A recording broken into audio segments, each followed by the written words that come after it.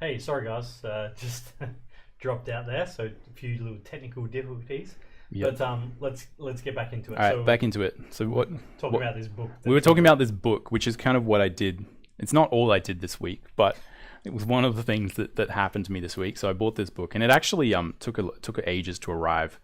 But it is gigantic. So firstly, I'd say like this is something I would recommend everyone purchase if they have the means and the interest.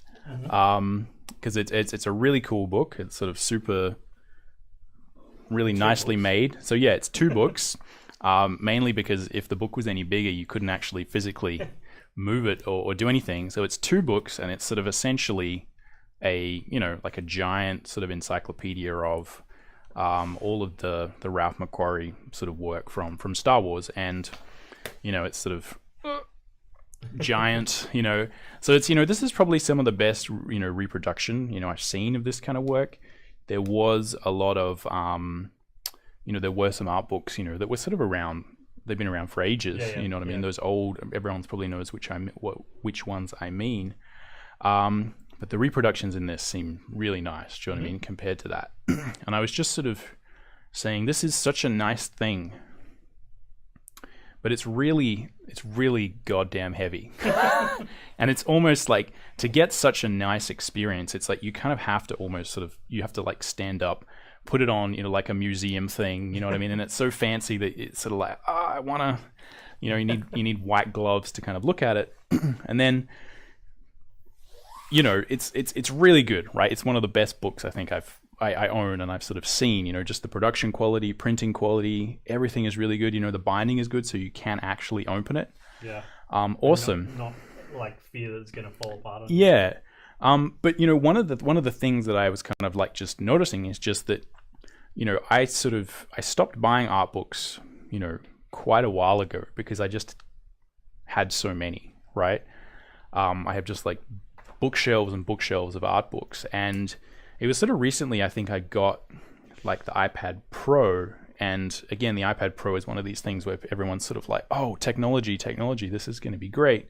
The best use I've found for an iPad Pro is actually as a comic book reader, right? And so you can sort of buy comics from Comixology, which is an Amazon company, and you can kind of have just like tons and hundreds and hundreds and hundreds of books in such a compact package.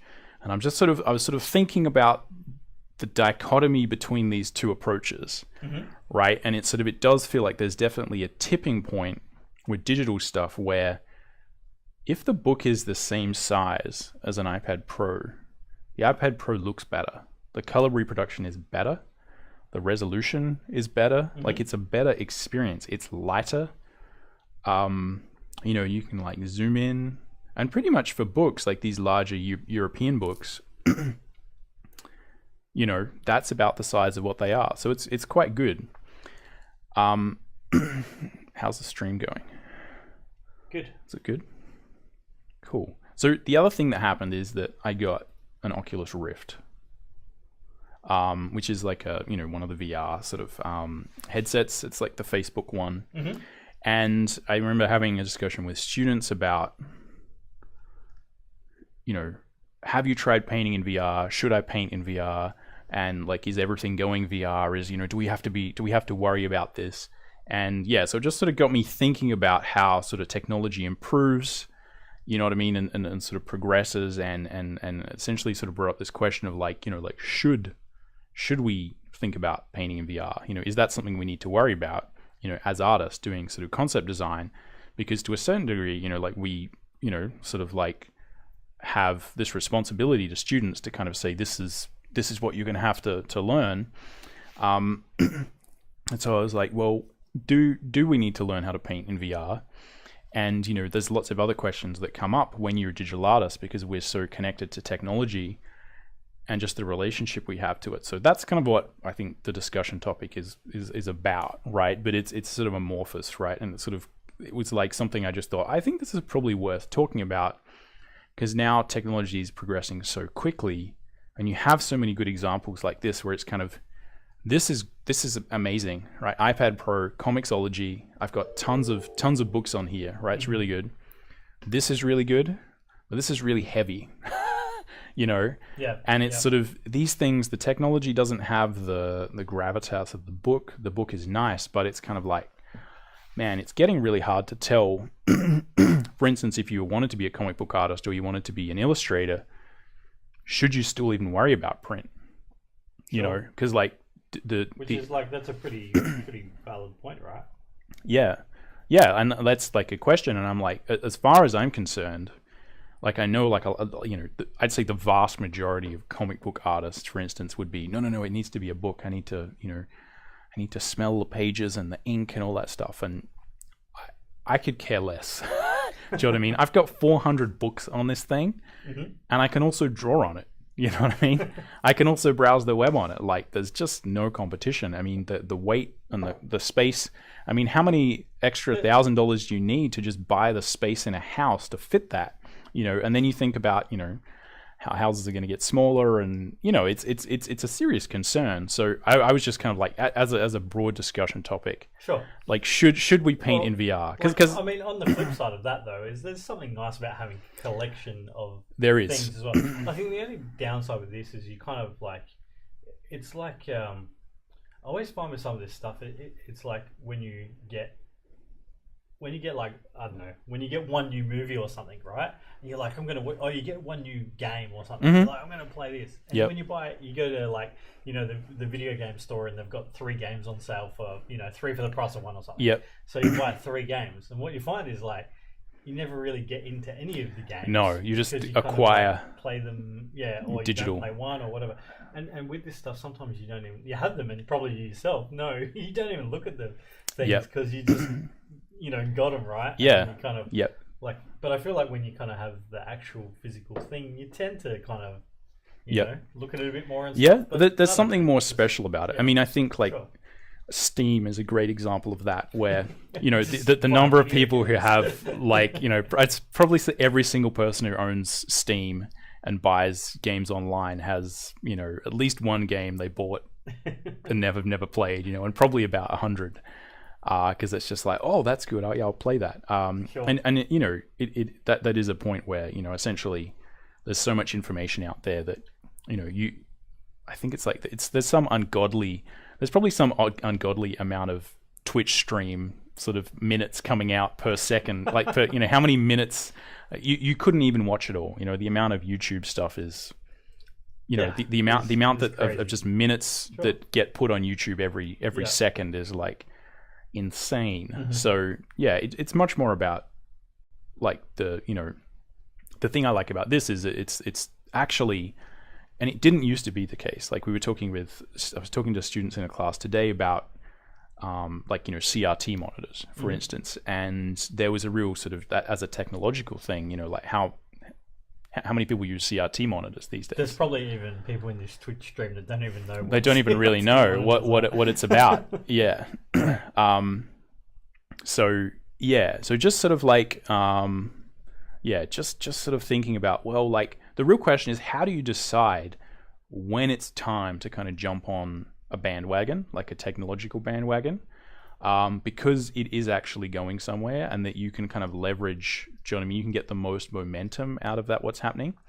And the other thing is sort of, you know, how do you avoid getting on the dead end technological sort of, you know, stuff, and sort of, you know, investing in stuff or getting sort of caught up in that. So you're kind of talking about things that in the past have been like, this is the next big thing. Yeah, and laser discs, like, and 10 months later they're no longer around. 3D TVs, and you know, which are like, oh, maybe this will go somewhere. Maybe it won't. Well, so one thing was like, you know, the Avatar movie, right? Like I remember when that came out and I watched it in the cinemas on 3D. I was like, man, every movie needs to be in 3D. This is the best. Right? This is amazing.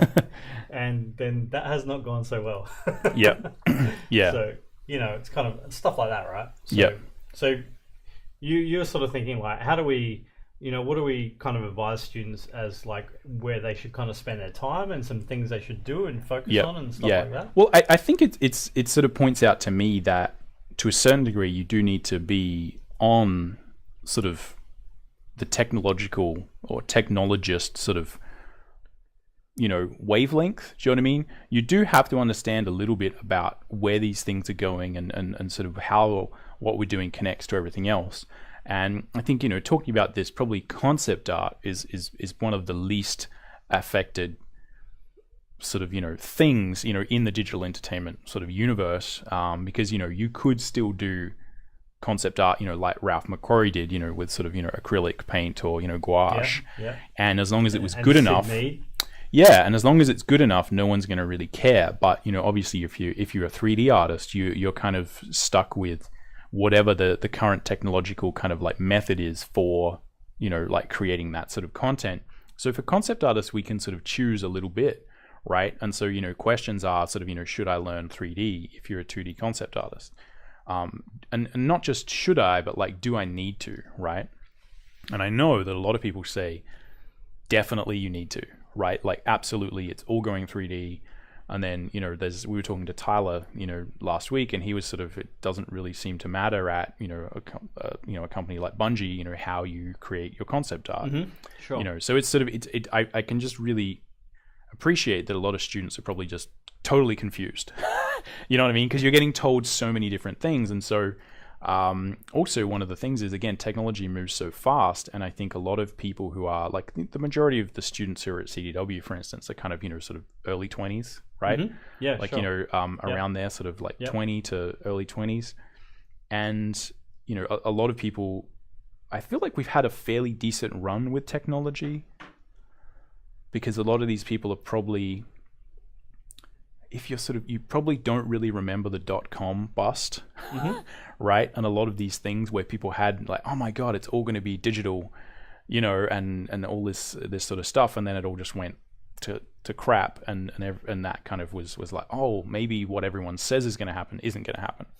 Right. And the first thing I'd say is if there was any chance that I or you or anyone can really tell what's going to happen in the future, you forget being an artist, because you can probably trade the stock market and become a billionaire real quick, right? So anyone who's sitting there saying like, oh, no, I know where it's going, they're probably full of shit, because if they actually knew what was going on, you could short some stocks or do something, or like invest in something and be like, become a millionaire real quick, right? So most of the time, it's very difficult to figure out what's going to happen in the future. Mm-hmm.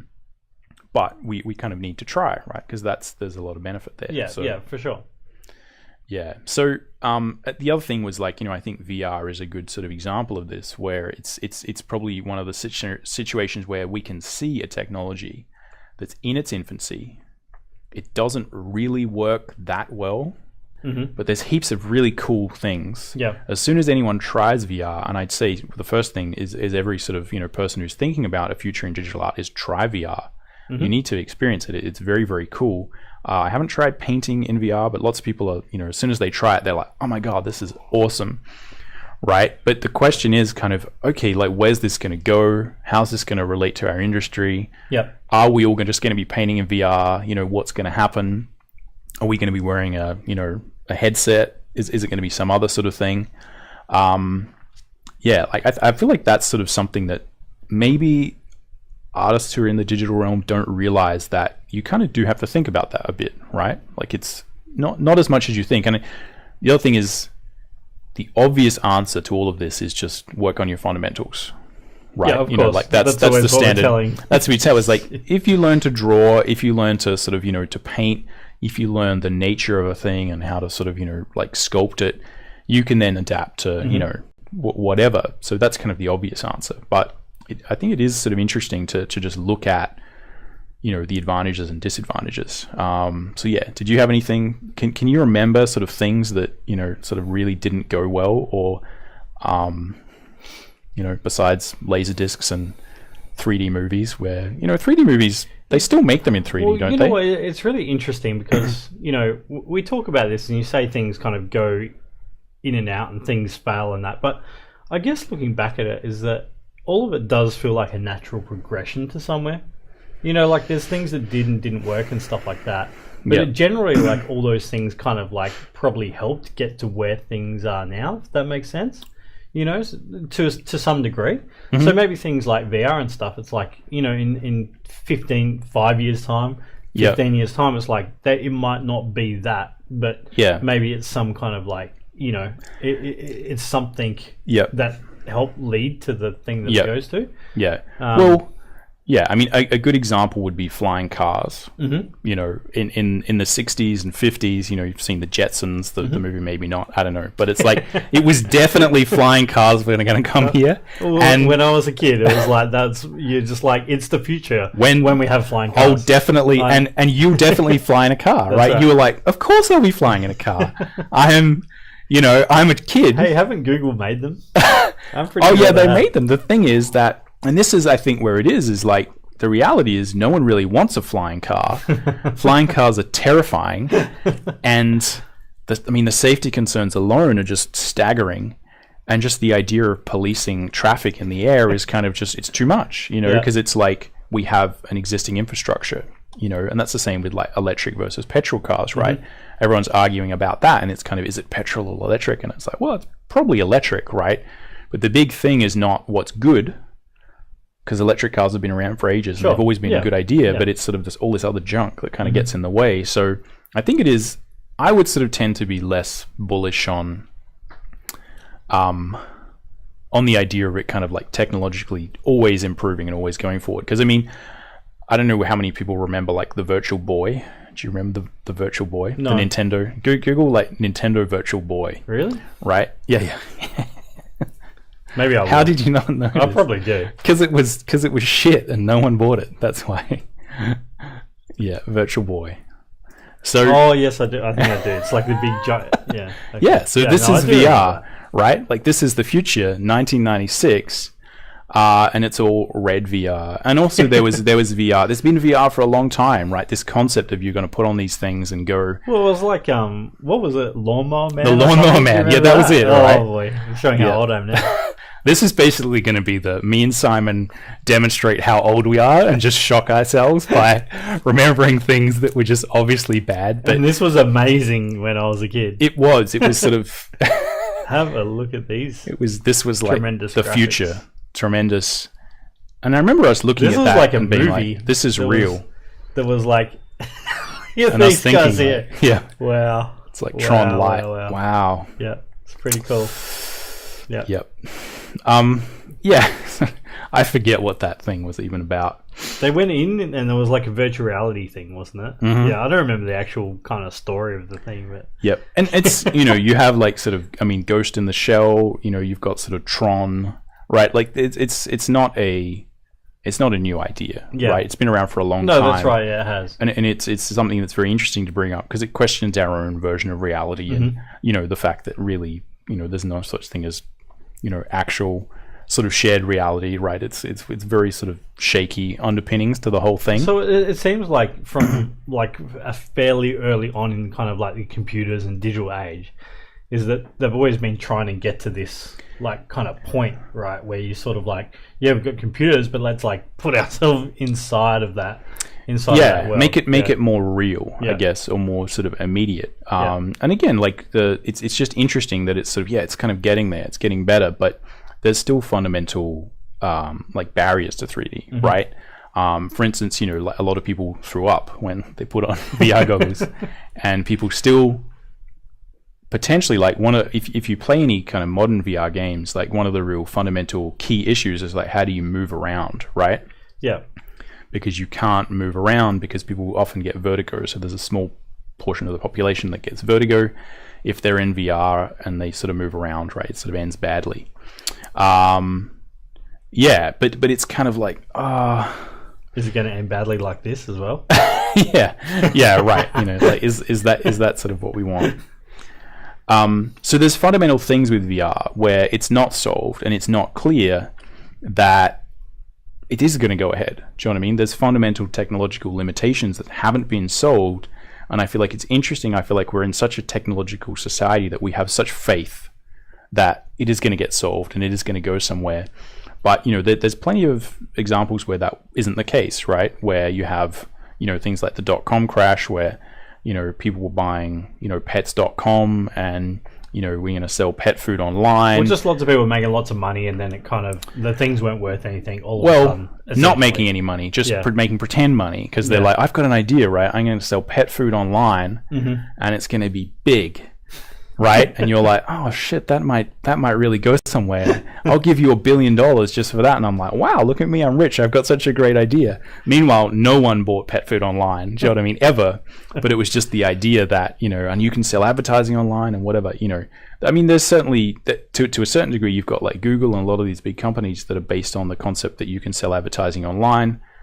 Whether or not advertising online even works, is extremely questionable. Sure. So there's a lot of these things that are sort of like interesting, and I think it's important to kind of not necessarily get caught up in the hype of it all, because technology doesn't always progress in a linear fashion. Often, even if it does, you're saying it's like it gets to some point in the end. Often there's kind of ups and downs, right? Yeah. Where Nintendo's like, it's 3D, it's now, it's right now, we're going to do it. No, it's not. You know what I mean? All right. So, what do you think for guys starting out, for students and things, and like they want to try the stuff in VR and things like that? Like, what would you tell them? Well, I'd say everyone should definitely try VR to get it, because the problem is like we're all talking about it, but it is a presence to being in VR, and I'm assuming painting in VR. I'm going to try it, and I'll get back to you. Yeah. do you know what I mean? But I think it's definitely important to sort of try that stuff.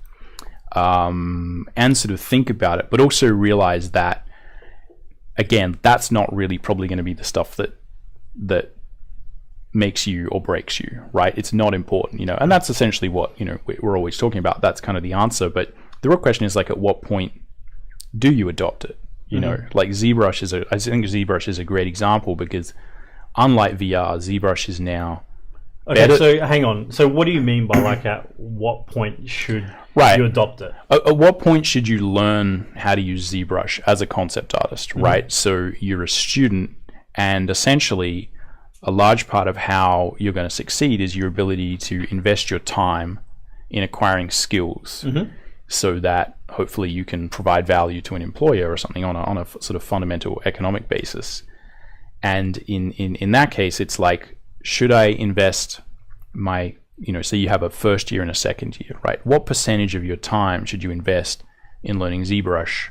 Do you know what I mean? Like in that first year, is it better to learn this first or this later, right?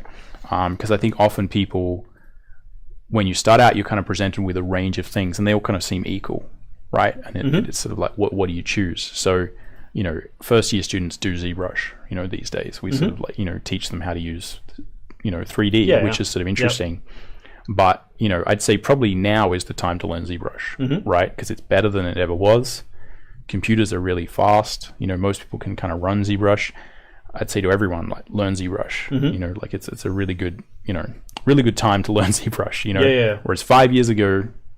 Well, I think it's even like, I mean, we're going to talk about this later actually, and Tim probably doesn't know this, but in so we have another class at the school, like character sculpting, and Alex basically teaches anatomy in character sculpting class in ZBrush, and he uses a combination of ZBrush and drawing on top of the model to like show where the muscles are and spin, and like that's amazing, right? Like it's something that like 5 years ago even in ZBrush like you wouldn't have been able to do. Not in a kind of like just one-to-one type it's just easier. So, it's easier now. I feel like the programmers, whereas I sort of like a good example of this would be again, just sort of all I would say is I'd say look back at the history of these of the technology and sort of think about what are the core skills that you would kind of like need to learn that maybe people have been doing 10 years ago or sort of 20 years ago, and just kind of like really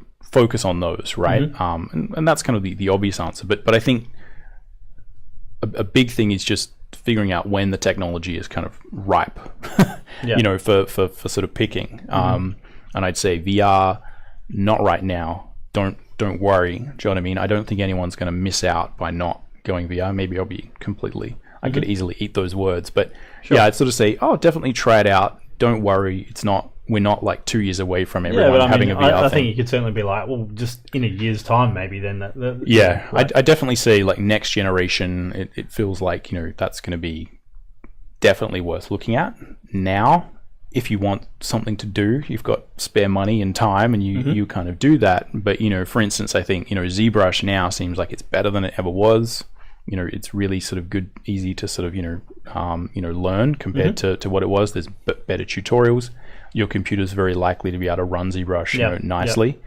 So it's just like think about that, because it's interesting, because I went to a design college, essentially, like graphic design college, and part of that college was a print school, like an actual sort of like printing as a trade, because and still these days lots of people print offset, right? Like with big drums of paint, you would get a job kind of putting paint on the drum and making sure it all lines up properly.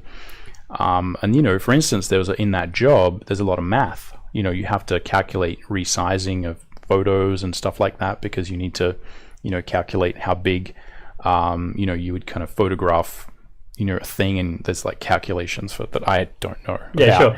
But there was stuff there was lots of technical stuff that you needed to do, and that's kind of all gone, right? And a good example, I think one of the best examples of something like that is the fact that Steve Jobs went and of sort of Apple fame went and took a course in university that was about sort of like typesetting and like calligraphy, right?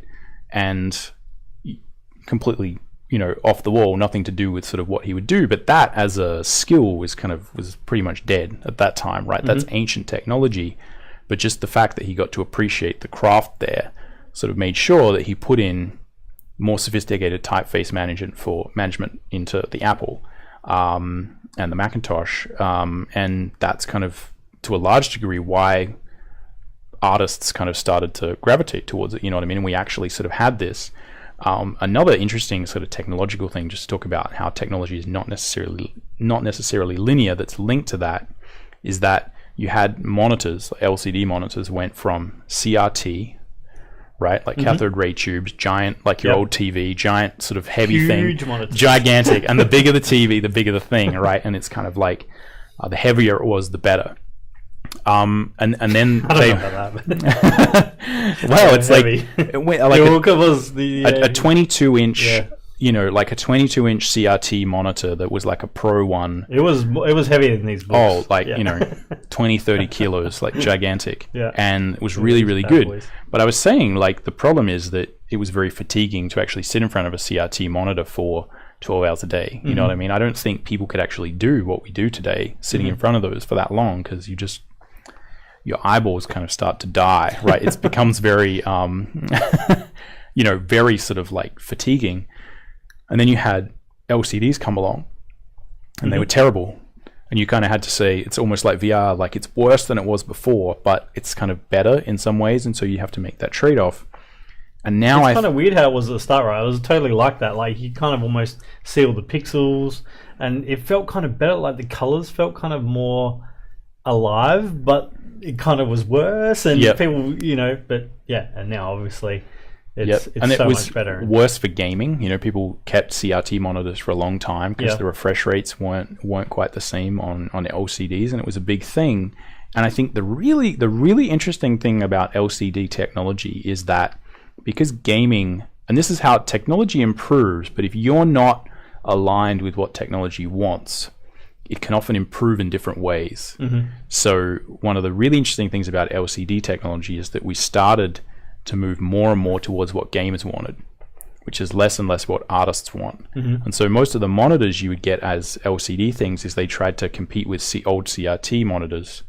So they got faster response times, higher contrast ratio, but not good color reproduction and not good viewing angle. And I think one of the most important things about our monitor is the fact that you can view it from different angles and the colors don't change. And it was really only, I think, Apple on the iPhone said, this is an IPS display on the iPhone, and phones need to be able to be viewed from different angles. And they said, this is an IPS display. And then everyone was like, IPS? And previous to that, I knew exactly what IPS was because those were the only LCDs you would buy as a digital artist. And they became less and less and less of them. And it was almost like I literally at some point was like, we're going to be screwed because it's going to be very difficult to buy a pro grade LCD because no one cares about this. The market, which drives this in a free market sort of capitalist environment, that's what makes all the decisions. And it was only Apple saying, oh, by the way, this is an IPS display. And everyone was like, we better put IPS displays in all our other stuff and we better advertise it. You know, whereas previous to that, often what would happen is you'd buy a panel from Dell, and because they didn't advertise what the panel was because no one cared, everyone's like, what do you mean? It's just an LCD screen. Yeah. You would often just get this panel lottery, you know, and you just get whatever panel they wanted in there. Whereas now they kind of advertise, no, it's this panel, right? Buy this one, this has got the good specs. So it's weird where I feel like we kind of, like the advance of IPS technology, like in-plane switching LCD displays, kind of almost died. I think, you know what I mean? And it was like there was only like one or two people who were sort of really producing them and pro level sort of things, and that could easily have died because no one really sort of cared about that stuff. You know, and this is sort of 2006, 2005, 2000. It's like, you know, it was very hard. So it's like, it's not always good. Do you know what I mean? Like, better technology often would be high refresh rates, more contrast ratio, and that's terrible for us as artists, you know. I mean, another good example that's completely irrelevant, but is just cars have gotten safer, right? But worse, you know what I mean? Like they handle, you know, they don't have the same sort of feedback. You know, they're much safer, but they're bigger. You know, they're harder to, you know, drive. You know, in many cases, so it's sort of, you know, it's not necessarily like better. You know, and for a lot of people, cars will get better because they'll get autonomous, and for some people, that's going to be the worst thing ever, right? Like, are you serious? You're talking to two cars guys who are going to be like, we don't want any of that stuff. We're not talking about cars, don't worry. But yeah, you know, that's a thing where it's like, dude, in the future, cars are going to be awesome. You're not going to be able to drive it, and for some people, that's like literally that's harrowing. You know, that you won't be able to drive your own goddamn car. So all I'd say is, yeah, don't necessarily assume all technology is going to proceed. You're going to try to bring this back to art now? Yeah, I am. It's going to go bring it back to art. Anyway, right. I just there's some really good examples of where it's not always better, right? And it's not always like, oh, this is cool technology, VR, it's going to get awesome. You know, sometimes we forget, you know, like history remembers the victors, essentially, and the victors get to write the history books. Sure. You know, but devil's advocate of this is VR could become the thing they fix some of those, you know, they work out some of those problems they're having, stop it from, you know, people getting motion sickness, you know, or they make it wireless so you can walk around, and then it's amazing, right? And it'll be like what I can't remember. People used to not have VR. Won't live in houses anymore. I was saying, like, there is lots of technology that can kind of, you know, for instance, you know, there is potentially technology that can, you know, beam lasers into your retina, you know, which would give you like full spectrum of color, so that essentially you could just, you know, walk around and there'd be something, you know, maybe you'd wear glasses, but, you know, it'd be a tiny little thing that sort of just can essentially reproduce reality in your eye if it's sort of detailed enough. And, you know, there's technology like that, which is more science fiction now, but that's potentially plausible. So sure. So you know, students should give it a go, right? Give it a go, but also be working VR on your other stuff. I think the biggest thing is, like, I know we sort of said, let's not just say that we're going to just like do your fundamentals, right? Well, that's always the answer. But I think what you should do is them in like unison, right, together. So even like with ZBrush, if you're say want to be a concept artist that's into characters or whatever, it's like you should be focusing on, you know, your line work, you're studying, you know, figure drawing, you know, construction, all that stuff, and be doing stuff in ZBrush at the same time. And eventually they have that kind of point of convergence. Where and I guess that's going right back to the start where you were saying about, like, how did you phrase it? Like when you should adapt into that. When you should pick up a new technology, right? Or like and the point at which it's like, it's good, right? I think picking that is to a large degree going to be a big part of how people succeed or don't succeed. Maybe less so in concept art.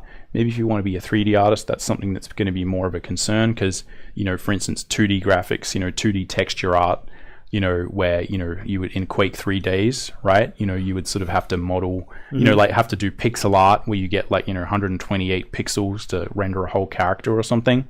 You know, that's very different to like, you know, Substance Designer these days where, you know, you've got procedural node-based surface generation that, you know, just spits out, like sort of height map, color map, spec map, null map. Everything's just kind of done, and you just plug it into the engine, and like, you've got a cool thing. So, I think more so technology increases, and it's almost like more so that you kind of don't have to worry about it as much. I feel like as you used to, because we know that almost like, the iPad, this is really great, but this will probably disappear at some point. Right, so don't worry about the technology as much. That is unfortunately, it's a boring answer. It's not as dramatic. but picking that point at which you say, okay, like now I need to learn Substance Designer.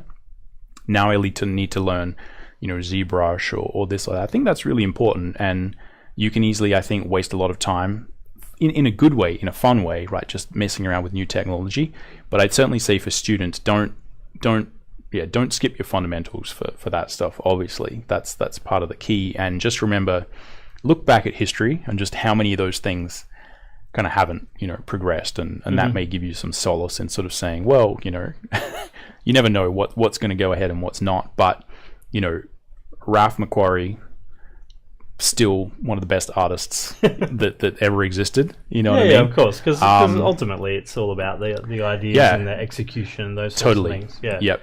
But it is. It's like it's the delivery method changes. You know what I mean? We've sort of got this. We've got sort of VR, but the iPad is genuinely really, really good to view images on. It's one of the best things you can view images on, and that's primarily why I own one. But again, you've got someone like Ralph McQuarrie, who's sort of, and we've got this, like, the best example of this type of technology.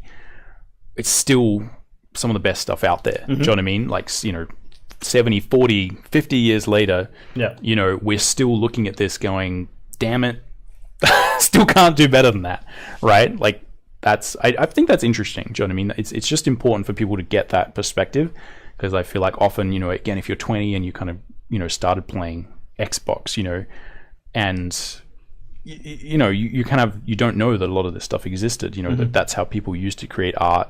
And it's important to get an appreciation for that and just realize that you are in this continuum of technology as a digital artist. And the better you can manage it or not manage it and just be like, you know what, that's really cool. It's exciting, but I'm not going to get, not going to get too excited about it. Well, one of the things and we'll kind of wrap this up soon, but yes, one of the things that is really interesting is that we kind of now think as Photoshop as being like, Photoshop's just the traditional way of doing it's like, it's so old school, right? It's just so fundamental. Like back in the day, it was like you just sketched on paper and then you moved into like, watercolors and gouache and oil paint and those sorts of things. So it's really interesting, that shift, how we're kind of like, now instead of starting in VR, you should start in just Photoshop. Yeah, don't worry about VR. Just start Photoshop. Start traditional. It's almost like we're talking about Photoshop as if it's a traditional thing. Yeah, with a Wacom tablet that's not even connected to the what you're drawing on. I mean, a good way to phrase this question, not from a let's keep talking about it, just from a philosophical question, is like, if you're a student, maybe should you learn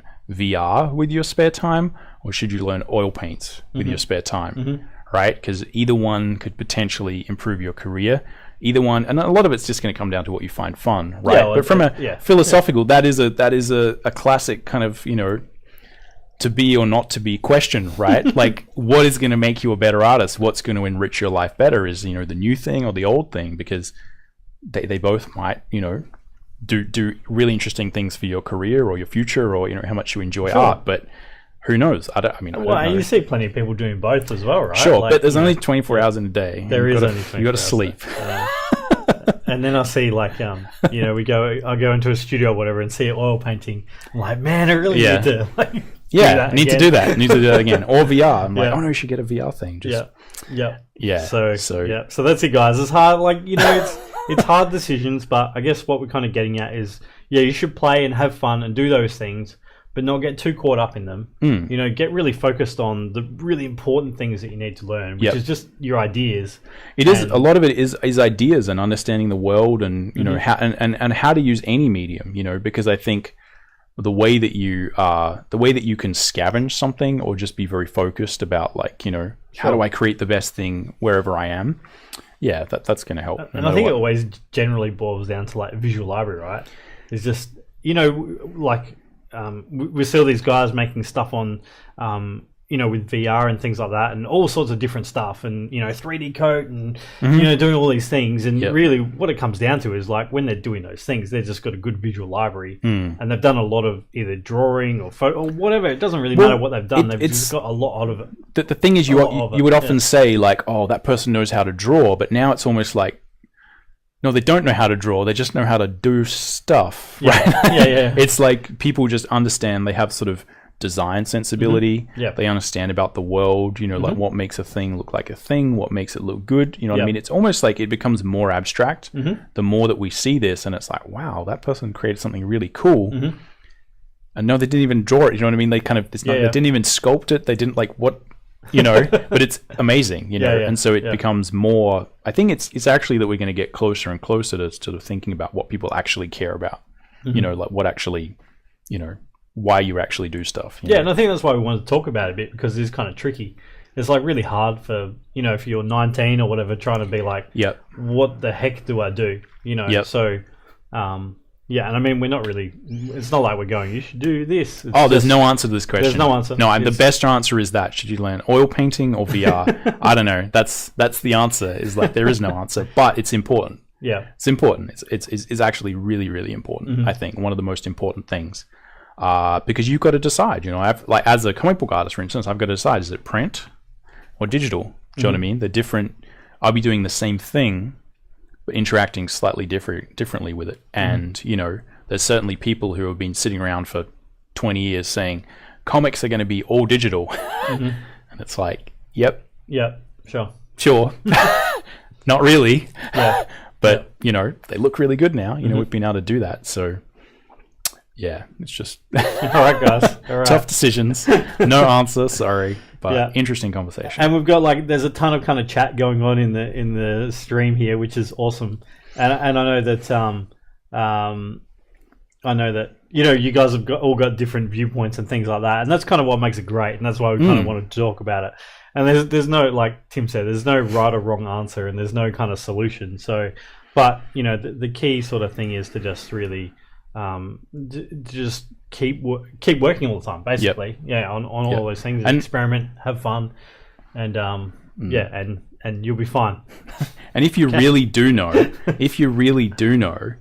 just shut up and invest a whole bunch of money in the stock market, because then you can just sit around on a beach all day and not do art. Who cares? I mean, you can just do whatever you want, because if you really know what's going to happen in the future, forget doing art. Just become a billionaire, hey. Sure. Yeah, cool. All right. Should we have a quick break before we move on to the next section, or should we go straight to it? All right. Why don't we just go straight into it? Let's go straight to it. Shall we do it? Let's do that. I'm all right with that. Yeah. And then we can kind of... You set that up, and I'll put these giant... Okay, you put those things away. These, which is a significant sort of engineering endeavor for me to get these here. Okay. And so what we're going to do today is... This should be kind of fun. So Tim's going to draw a character, and then I'm going to do the background for the character. So we're going to spend Tim's going to spend whatever amount of time it takes to draw the character. And we're going to kind of talk about the story and things as we go along. And that'll give both of us some ideas for what we're going to do. And we're just going to see how this goes. Yep. And if at the end we have a bit of time for critiques and stuff, we will. But if not, we'll kind of get to those in the next stream, I think. So we're just going to set this up here. Cool. So I'm drawing first. What are we drawing? You're drawing first. What do you want to do? One of your characters you've been doing? Oh yeah, your little animal dudes. A medieval animal character. Yeah. It's like Red Wall-esque.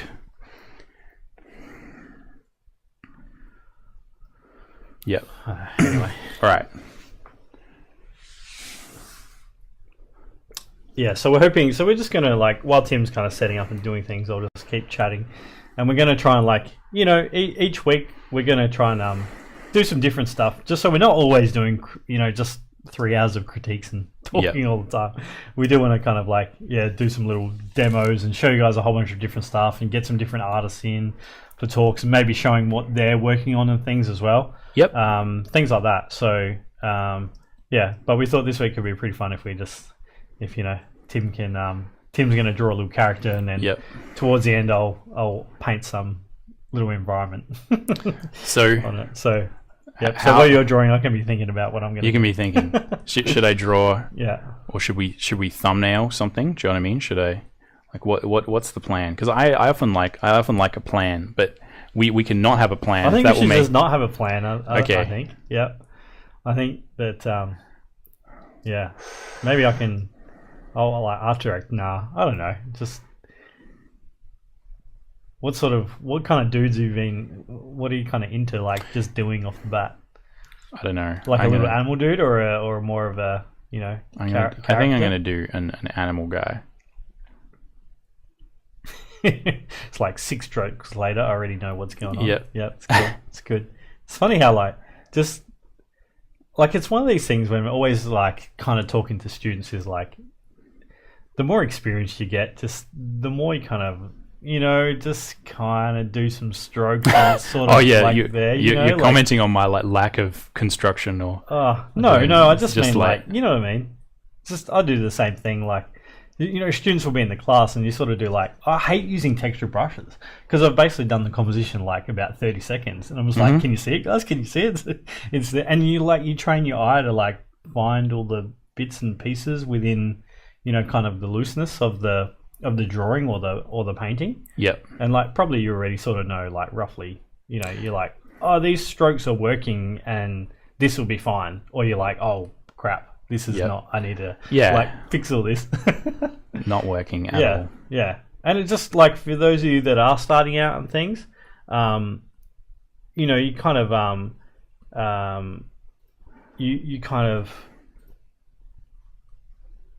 it comes with practice, right? And it gets easier, and you just start being more confident with it, and you need less construction, and you're thinking about like all the things that, like each week, I don't know if you guys have been in the stream a bit or looking back at the previous videos, is you kind of you see the feedback that Tim and I have both been giving, and it's always like kind of construction, and think about those things. But there comes a time when you kind of like, you don't have to do as much of that. Well, you kind of do it when you're in trouble, or if you kind of do, if for some reason you kind of think about it. It's a simple plan, right? And I think one of the real things that is sort of tricky doing this is like that. It is quite tricky doing demos, not because it's like hard per se, but because I feel like there is always a matter of sort of like, oh, I'm under a bit of pressure, right? And like, and it's you're on the clock, Tim. Come on. Yeah, well, I feel like this amazing picture done, please. Yeah, so I think that there's a certain degree like where I'm going to tend to be kind of a bit safer. You know what I mean? Doing sort of demos. So that's like a big part of probably why I'm sort of like often, and the reason for that is because so I'm sort of doing this partly because I'm like, well, I've sort of done this sort of thing before. So one of the things, so I find like when I'm doing stuff for myself, if I'm ever doing that, is like I'll experiment more, because there's obviously no one watching that process of you kind of like failing really hard a lot of times, which is probably something you should be showing students, right? Well, is like, this is what I try to do to solve things when it sucks. Look, I mean, I feel like that was a big thing for me, was that like I really hate it when people kind of hide the fact that they make mistakes. You know what I mean? And it's almost like, here's one I prepared earlier. There's that sort of thing. People are doing the cooking thing, and it's like, hey, can you actually cook, or are you just here's chopped up ingredients that I didn't chop up, and here's a cake I didn't make, and like, what's going on? So I often I think one of the things that I enjoyed the most was when I first sort of got to, because this was again talking about technology, is that I like you were able to get relatively cheap sort of DVDs and tutorials from the Norman Workshop, right? And that's pretty much how I learned how to do art, was like DVDs from the Norman Workshop. And you'd see people actually do it, and the thing that really helped me was just seeing that people would like screw up, and then they'd just be like, oh yeah, okay, and I'd be like, whoa, but you just like, that just happened, you know, and you just kind of, and I think it's because, and especially because I have sort of done some of these tutorials for like publication and stuff, And I think it is much more a case where they kind of want you to sort of say, hey, I'm going to make it look easy, right? And we want to kind of, when you're doing a tutorial for like a step-by-step magazine, you kind of want to boil it down to these kind of like classic little step-by-step things, and it kind of makes it a bit sort of fake, right? Yeah. Because you're it's sort actually of like I literally was just so Jacob, my 11-year-old boy, he had like one of those step-by-step animal books at home with how you draw the thing. And I was just looking at it thinking, how do you actually learn anything from this, right? But when Tim and I were kind of growing up, it was like, that was it. That was all you had, right? Like you had the books and it was like, do this, and then like, and then you try and do it and it's like, mine's no good. Where's all the Why steps? does this suck? Why doesn't mine look good? Yeah. And so I think that is, and it was really good for the time. And I think there's still something about a step-by-step where I feel like it really forces an artist to kind of think, what steps do I use? Because I think we do sort of like, my process, I'm going to break it down. There is a step-by-step thing. Yeah, that's right. And watching someone in a tutorial, you kind of don't have that intellectual thing where like, I'm kind of heading towards a result that's going to lead on to another result, that's going to lead on to another result, conceptually. So there is something nice about a step-by-step where it's kind of like, here's how I do it. This. Yep. But it's the bit in the middle where often it kind of, and it's like the technology thing where it goes off on, no, that's a dead end. That sounded like a good idea. So it's like, I'm going to put a timer on this so I know when I've been talking for ages. Because me talking is very similar to like what it's like when you go on Facebook, where I'm like, I haven't been talking for that long. But I have actually been talking for like... Just so I can talk and you can just draw, Tim. Yeah, I am. But this is... we know how we know that's not going to happen. So I think... I think we should... Does anyone in the chat have any ideas for what Tim should draw here? I think we should put out ideas and then I can like art direct him and make him do stupid stuff. Well, it's pretty much... I'm pretty much done with this. You gotta do it quick because otherwise it's finished. I think I'm pretty much done. I'm gonna draw. So I sort of made I'm not gonna obviously draw the environment, but I'm sort of setting Simon up a little bit for. It's gonna have to be along certain lines. Sure. Right. Yeah. But so this is normally what I would do in terms of process, right? Is I kind of and I'm trying to keep it rough. So this is kind of like just your little thumbnail, No, I'm just going to ink over this. Well, I've drawn it on a flat layer, so I'll have to get creative. We've all done this before, guys. Paint on the background layer and then go, oh man, my life is over. Luckily, I wasn't born yesterday. So what I'm going to do is I'm just going to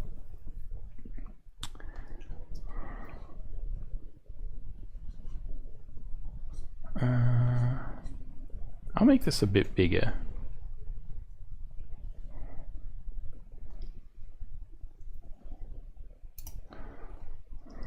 You can make it however big you want or resize it down, but I think that's a bit of a better size.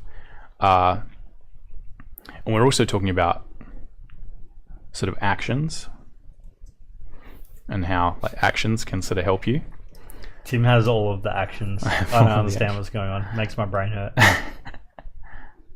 Just increase the opacity because it can be, I think the stream increases the contrast a little bit of some of these things, so it might be that if I have it too sort of faint, right, it's not going to sort of work.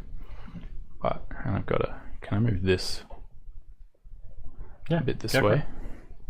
How's the stream going? We're all good, I think. Hopefully it's not going to die again.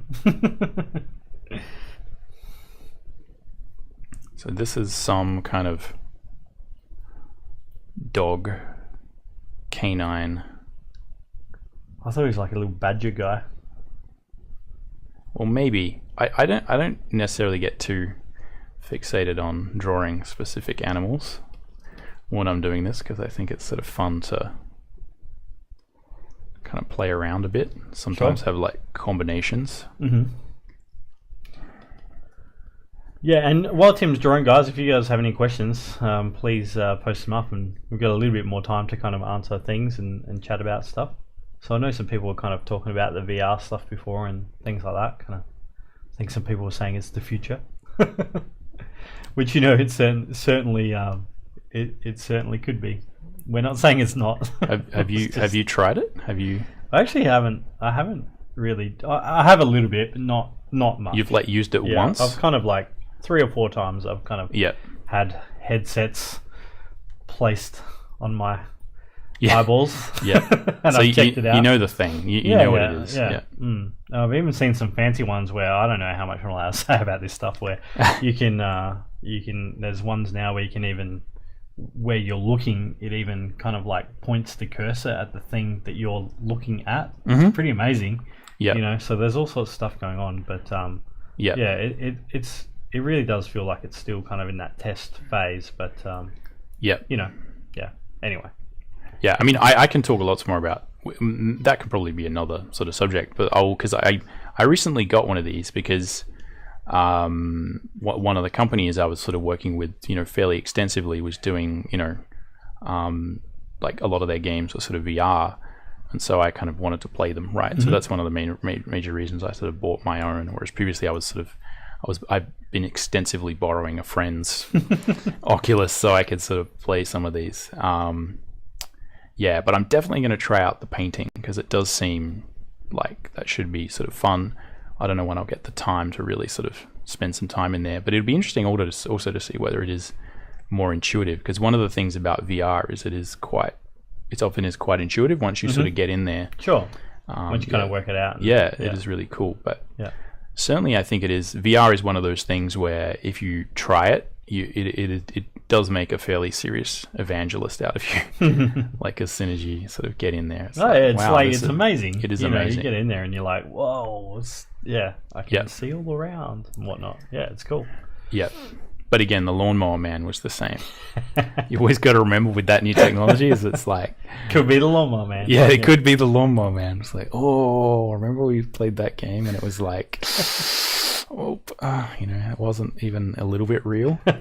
Someone was saying we should do the VR painting on the stream and then we killing 2 birds with 1 stone, right? Yeah. Well, I mean, I think this is one of the primary issues with VR is that, it's very hard to communicate to people why it's good, because you kind of need to be in VR to even see VR.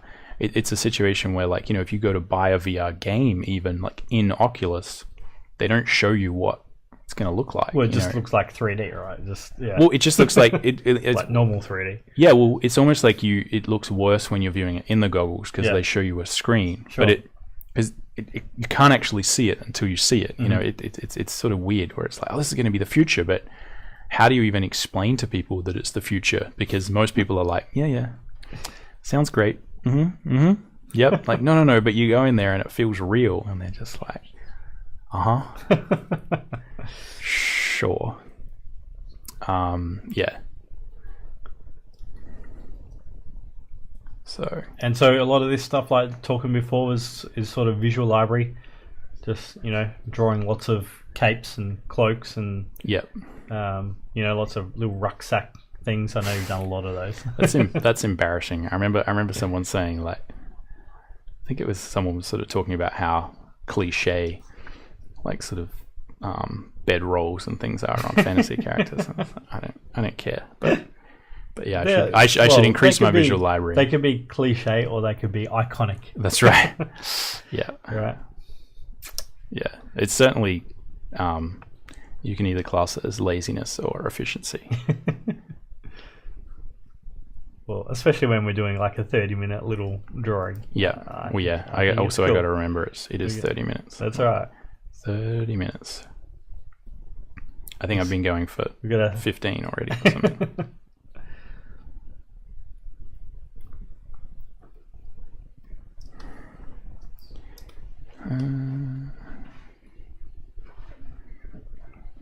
He's looking cool though. I thought this could be a kind of cool thing. I once showed a class how we could mix one of your character demos with essentially photorealistic UE4 backgrounds and get that to work and look really cool. Yeah, it did. Right? I think I showed you that. Yeah. Yep. So it's like a really cool process of how you can get, a bunch of different things to kind of like mix together and stuff. Yeah. Yeah. Although you have like easier said than done. Now you've got to do it in front of everyone. But you did it in front of everyone before, I think. Yeah.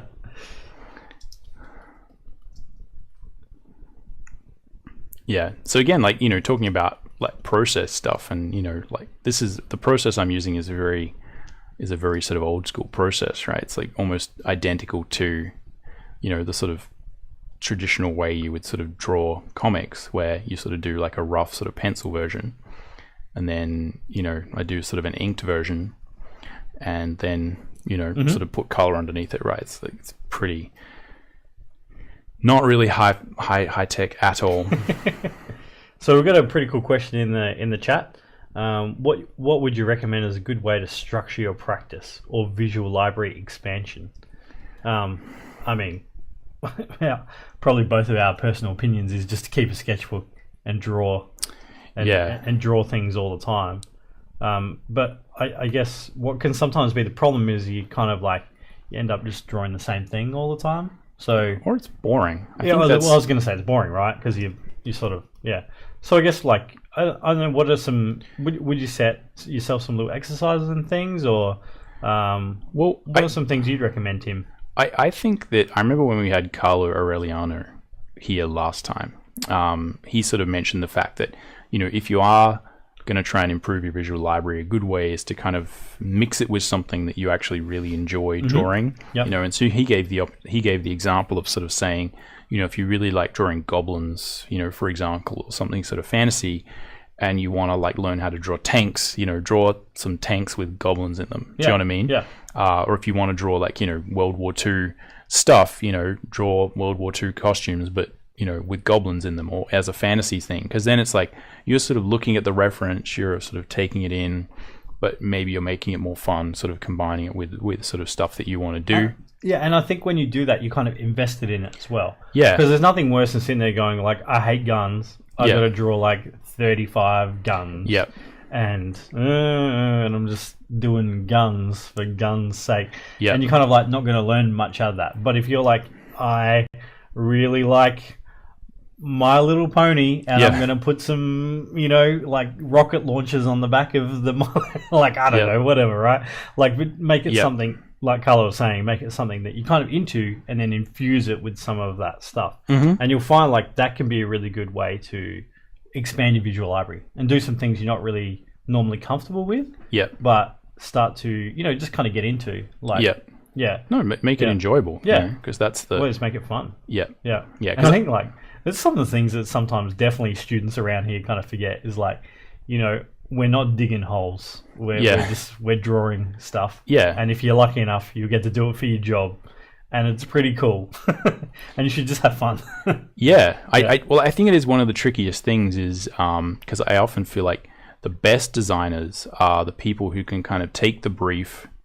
And this is something, I still struggle with. I think this is something I consider, something that it's something you really need to aspire to, is taking the brief and finding something in there that you can kind of really make it sort of so that you can invest enough energy into it, do you know what I mean, to do a really good job while still meeting the brief perfectly, right? Like not taking it off on some other direction, you know what I mean, or saying, this brief is crap, like I don't even understand what the point is. I think the best designers are people who can kind of serve all of those things simultaneously. Sure. And kind of really manage that.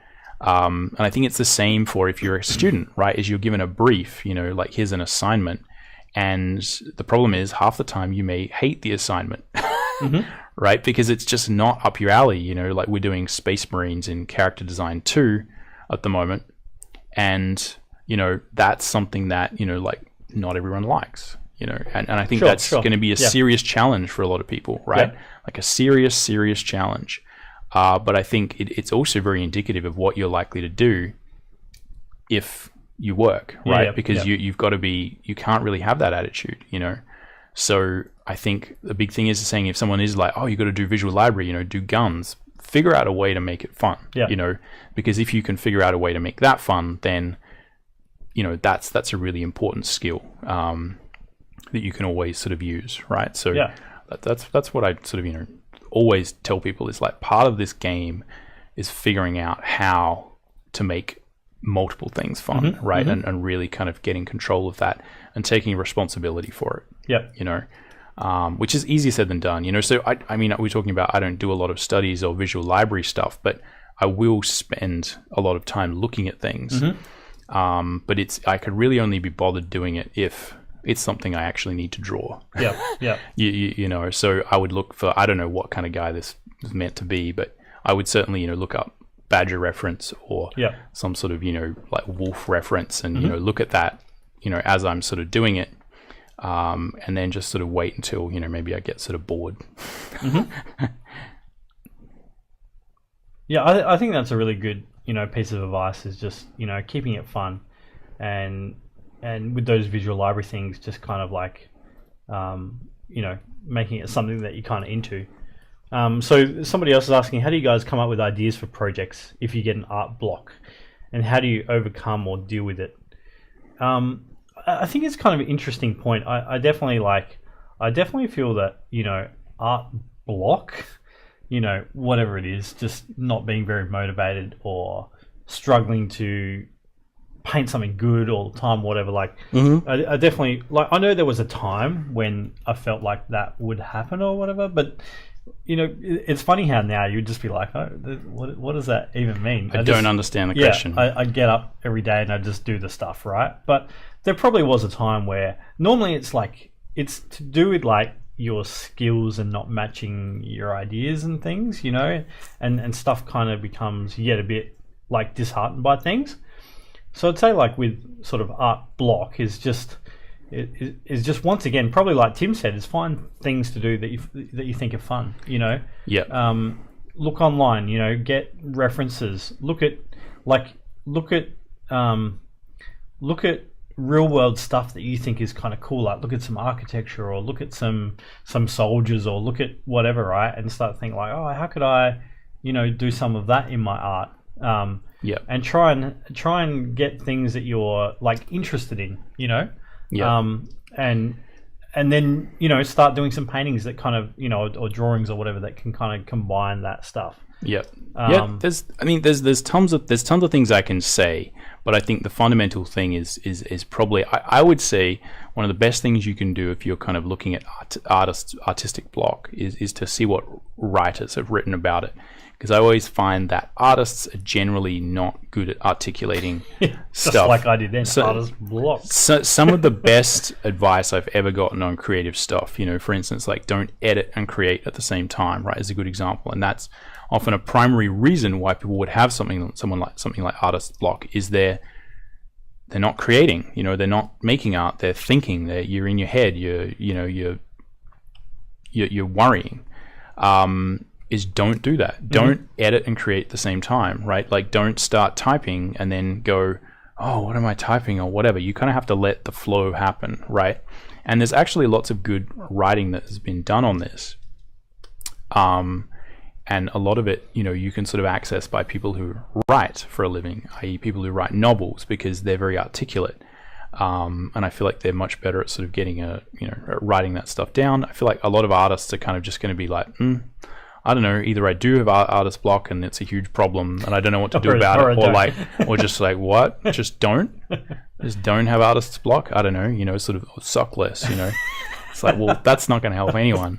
But here's some things I would say is like often I think... I like it. Tip 101, suck less. Suck less, yeah.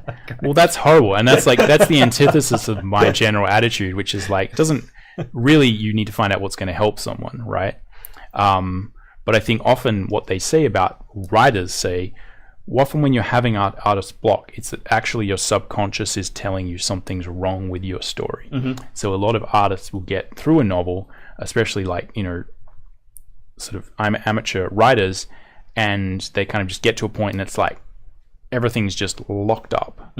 And a lot of what's happening is actually your story is not good, right? And you're thinking about it too much, you're in your head, and it's kind of like you don't actually know what to do because, you know, you've sort of got yourself into this thing. And often the answer, like a lot of writers talk about this and they kind of say, if you have writer's block, I remember someone like Brian Michael Bendis, who's, you know, is a famous sort of comic book writer, talking about stuff where he'll say, you know, he'll just sort of start typing right? I've got two characters in a room, right? Spider-Man and whatever. What do they say? You know, you've got like Gandhi and Jesus in a room. Jesus is like, hi, you know, and then you just start typing because you need to get out of that thing where you're in your head and you're thinking, oh, like you need to disengage the verbal modality essentially and get into like the creative modality, which is just, well, if Gandhi and Jesus were in a room and Jesus said hi, what would Gandhi say, right? And that's a creative thing. It's like a what if. It gets you into the flow, and I think often if you get back into the flow, you sort of don't have that block to begin with. So really a lot of the answer is just draw something, right? Get drawing, and instead of sort of having an outcome that's drawing based, have an outcome that's perhaps time based, i.e. I'm going to sit here and draw for an hour, and if I can sit here and draw for an hour, that's a success. I'm going to be like, woohoo, ding, pat myself on the back, go and celebrate, you know, and whatever you need to do, and feel good about the fact that you just did that, because that's going to be better than doing nothing. One of the other things I'd say is like, often I feel like people really underestimate the extent to which you need to warm up to undergo any artistic endeavor, especially when you're sort of starting out. And that also what can happen is you can get disengaged from your passion or what's fun about this. And I think it's important to actually wake up, start your day with gratitude. Do you know what I mean? Go and be like, why am I doing this? What's good about this? What's going well in my life? Why do I actually want to draw? You know what I mean? Like get in a place where you're thinking about, oh, that's why. Whereas if you've got a brief, you know, maybe a class lesson or an assignment, and it's like, I don't really like this, and you're just stuck in that thing. Yeah, it's why would you imagine that you're going to get up and feel like you want to do that? You know, you need to kind of get the energy to do that. But so, I mean, I can hopefully you're setting briefs that don't make people feel like that. Yeah, well, because it's like it's a challenge. So a lot of what we do is kind of help people through that brief, right, and sort of give them fodder to kind of say, well, this is tough. I understand it's tough. I think one of the big problems is people, you're sitting there looking at a blank screen and thinking, why aren't I amazing? And it's like, well, that's a stupid question. Do you know what I mean? Sure. Don't ask that question. And I think so. Keep going. Keep Tim. going. Come on. Chop. Like, I think I normally have an action for this next step, but I'm like, actually, I think I'm going to have to. One of the things I think as well that sometimes happens with people starting out is they overcomplicate things, which I think is some of what you're talking about as well. I like to always have it's the KISS theory, so it's keep it simple, stupid, right? I mean, just or whatever, you know, just keeping things simple. And I always tend to think like, it's not, you know, I said this in class the other day, and it's kind of very silly, but it's very appropriate at the same time. It's like, if you can't just draw the waterfall, then how do you expect to do the whole jungle, right? So I think one of the things when you're starting out is like, just keep tasks really manageable, which is kind of like what you were saying about the time, is just rather than trying to do this big, huge thing, just try to do something simple. And then you'll get, if you finish that and kind of do it well, you'll get that kind of gratification from it. But it's not just gratification. A lot of it is actually, you kind of, it's almost like, if we think about it in like video game terms, you kind of like unlock an achievement, you know, or you go up to the next level, right? But and if you keep things simple, you can actually go up a lot of levels really quickly. But if you try to like make things really kind of like complicated and hard for yourself, then sometimes what happens is you start to like kind of mill around and like the writer's block thing, where it's like, oh god, my whole thing is kind of like sucks. So but if you only try to do one of those things, then it's easier to do that, you know, and then you kind of like can start, you know, like you can start growing the tree, kind of. You can start like trying different things and doing. Well, I mean, and a lot of it, if you read anything on time management or you know, just like managing that stuff, a lot of what people are talking about is like chunking down information, right? It's called sort of chunking, which is where you need to take like a complex task and make it small enough, because again, people are often sitting there sort of thinking, why can't I do this? And it's like, well, because no human ever has been able to comprehend a task that complicated without chunking it down. And that often people who are able to kind of be productive is that they're just naturally chunking stuff down, right? So, you know, there's like, for instance, there's like steps where I'm sort of breaking this down, you know, where I'm like, oh, where do I start? You know, this sort of coloring process. A lot of people might, you know, sort of sit there for hours going, what do I do? Where do I start? You know, so I'll sort of pick like a mid-tone, sort of gray that I think is going to be sort of approximating, the average sort of value of this, although it is tricky because I don't know what background you're going to put on. Sure. One of the things you have to do is grade the character into the background. There are already things I'm thinking about. Yeah, there's already things you're thinking about, right? Like, but chunking is not just something where it's like, I often feel like artists and people in general feel, and a lot of this has to do with the, I would say the terrible Western education system we have, is that, you feel stupid because you're sitting in front of a blinking cursor and saying, why can't I do this? And it's like, well, because no one does that. Sure. People who are creative don't do that. If they're in a block, they kind of go for a walk, you know what I mean? Or they just start writing, like, why can't we just start drawing? Like, can you not draw? Can you not, like, don't draw well. I didn't say draw well. Yeah. I didn't say write anything good. Yeah. I just said start doing it.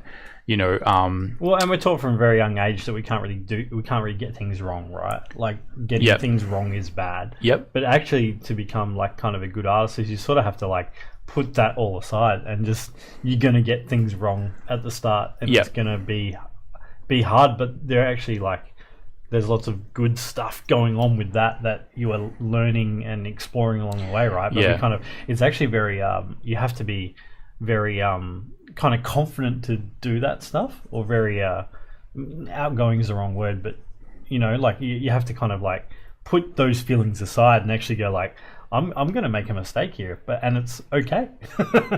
And that's kind of hard to do. It's mandatory, right? Because it's like, and I think just getting used to that is, and I talk about basically the first 4 weeks of Create 101, which is first year stuff, is basically me blabbing on about this incessantly to people. A lot of people who've come straight who have not really understanding what you're saying. straight off the boat from high school, and just like, what the hell is this guy talking about? I thought I came here to draw dragons and stuff, and this guy's talking about all of that stuff. But all I would say is, I've read a significant number of books on sort of self-help, time management, motivation, how to write, how to create stuff, it's not anything special. If you're sitting at a blinking cursor, you're probably doing something wrong, right? And a lot of the time, it's your subconscious is telling you, I'm not happy. Like, I don't want to do this, Sure. And instead of sort of going, oh, then I fail, just be like, well, all right, what else is there? What else could I do? And that's fine, But I think there's definitely this attitude that kind of, unless you're sitting there just going like, okay, time to create my masterpiece, and often people are like, time to create my masterpiece while I'm watching YouTube. It's like, no, you need to get into a state of flow. And again, there's a book called Flow that you can sort of read if you're interested in that. And that talks about the fact that, when you're doing this sort of art, you're and a lot of these sort of things like this is you're in a state of flow, which is where, and I would say like a lot of this is, you could sort of talk about your brain waves are doing certain things. You've got certain parts of your brain engaged and others not engaged, and sort of everything's just kind of flowing well, right? I'm pretty sure everyone's sort of had this experience, right? Like everyone, we're kind of like time almost stands still, and you're just it's just everything's going right, you know what I mean? You just can't do wrong. I remember, like, maybe even if you haven't done it with art, maybe you've done it with video games, because I remember I've had like times where, because I used to play too many video games, I don't play almost any video games now, but I had times when I remember, and this was playing like first person shooter, and I was pretty good, but not the best shot, right? Like I was pretty good, but I just had times where no one could beat me. Do you know what I mean? You'd just be like flying through the air, a railgun, 3 guys like bang, bang, bang. Do you know what I mean? And it's just like, this is easy. And it just felt like, and I was like, wow, I'm really good, and not just like, oh, and then I kind of looked down at the bike and failed, just like, yeah, I'm really good, and just like more, and everyone's just like, you're hacking. And it was, I don't know. And I woke up the next day and I wasn't as good. I don't know. It's just you get in the zone. You get in the zone, right? You get in the state of flow, and a lot of art is needs to be created in that state of flow. So and it's not just like it's not just like, oh, too bad you're not in the state of flow. It's like, no, you can actually practice getting in the state of flow, right? And a lot of that is just doing it.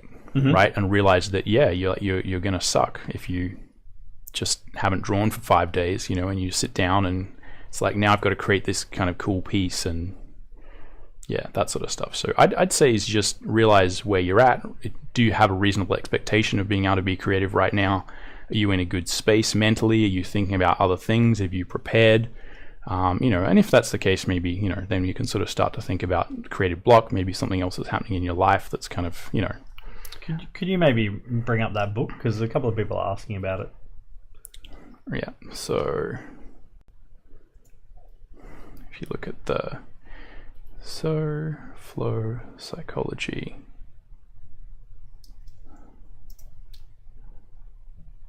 right? The reason I don't mention the author's name is I don't know how to pronounce the author's name. That is a crazy name. Wow. Right? So it's the psychology flow, the psychology of optimal experience by that guy. That's cool. We've got it. We can so you can look at that. Yeah. So yeah, maybe dump that in the chat if you can find a link to the Amazon thing or whatever. I think it's I think you can get an audiobook version of that. But anyway, I'm gonna keep drawing. You need to say some things. Yeah, cool. All right. And yes, someone was asking like how if I'm kind of looking at Tim's image and kind of starting to think about what I'm going to do to it, and the answer is yes. So, and maybe we can muck around and do some crazy things to it. We'll see. Mm-hmm. we can turn it on its head a bit. Maybe we'll see what we're going to do. It's going to try and yeah. get creative. You just Big mistake. It is definitely a big mistake, but we'll see how we go. Yeah, so, but that's all right. Come on. Yeah, he's looking cool though. So you're just breaking up all those values and things. Yeah, I'm putting in the flat colors basically. Although I don't think they're gonna have fleshiness in the ears.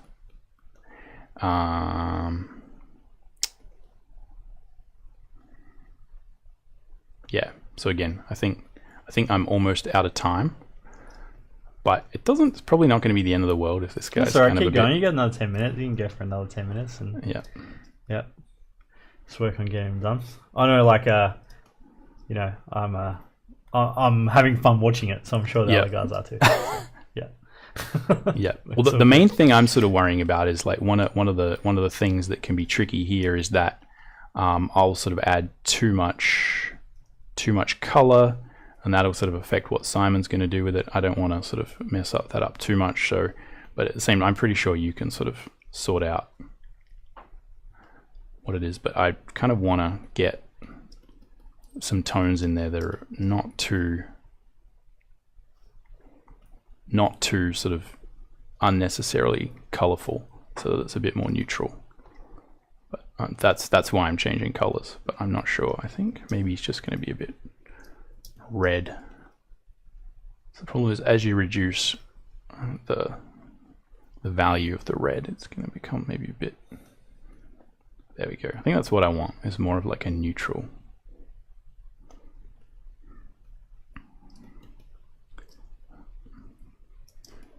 So this is just flat. This is just super simple flat colors and stuff like that. And is this kind of the same process that you've been using on those Instagram sketches at the moment? This is exactly the same process. Yep. Again. And then you just keep kind of going with it until you're happy with things? Yeah. Well, I mean, yeah, normally I'd probably, I think normally I might have a bit of a better handle on the colors.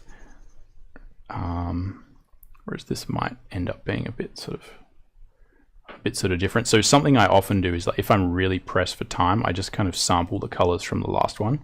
One of the reasons that using this process is really effective for comics is that it allows you to have the same colors that you will replicate across multiple pages.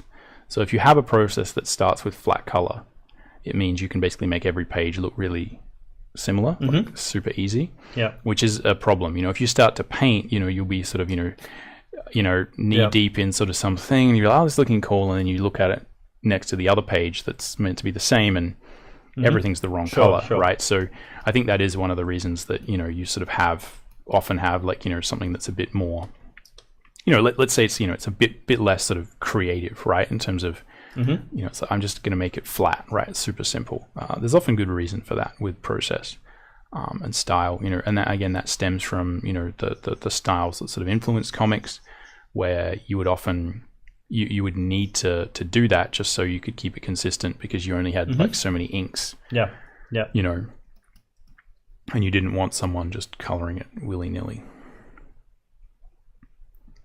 But yeah, there's also a bit of sketchiness. It's important to note with this style that there is a bit of sort of sketchiness and mess that's kind of to some degree inherent. So you definitely got some bits where you kind of like not kind of closing up the lines and stuff. You know, you got some little open sort of, you there's know, a bit of sketchiness lost edges, to it. little bits and whatnot. Yeah. So the big question for me is, so I'm going to unsample all layers, turn off contiguous. That's going to select all of that sort of skin color. So the real question for me is kind of like what color, and this is another good example of why you would use this technique, is because I can sort of now play with those colors. But the big question for me is like, should I give him some kind of pattern or something? I don't think the color needs to change, but probably something that we could do, because I feel like once I put shading on this, it might be good to have everything be a little bit lighter. Let's not do that. All right, so again, one of the major things I'm thinking about is like, should I give him two-tone? Do you know what I mean? Yeah, cool. Or will this be sort of a bit too complicated? I don't really know.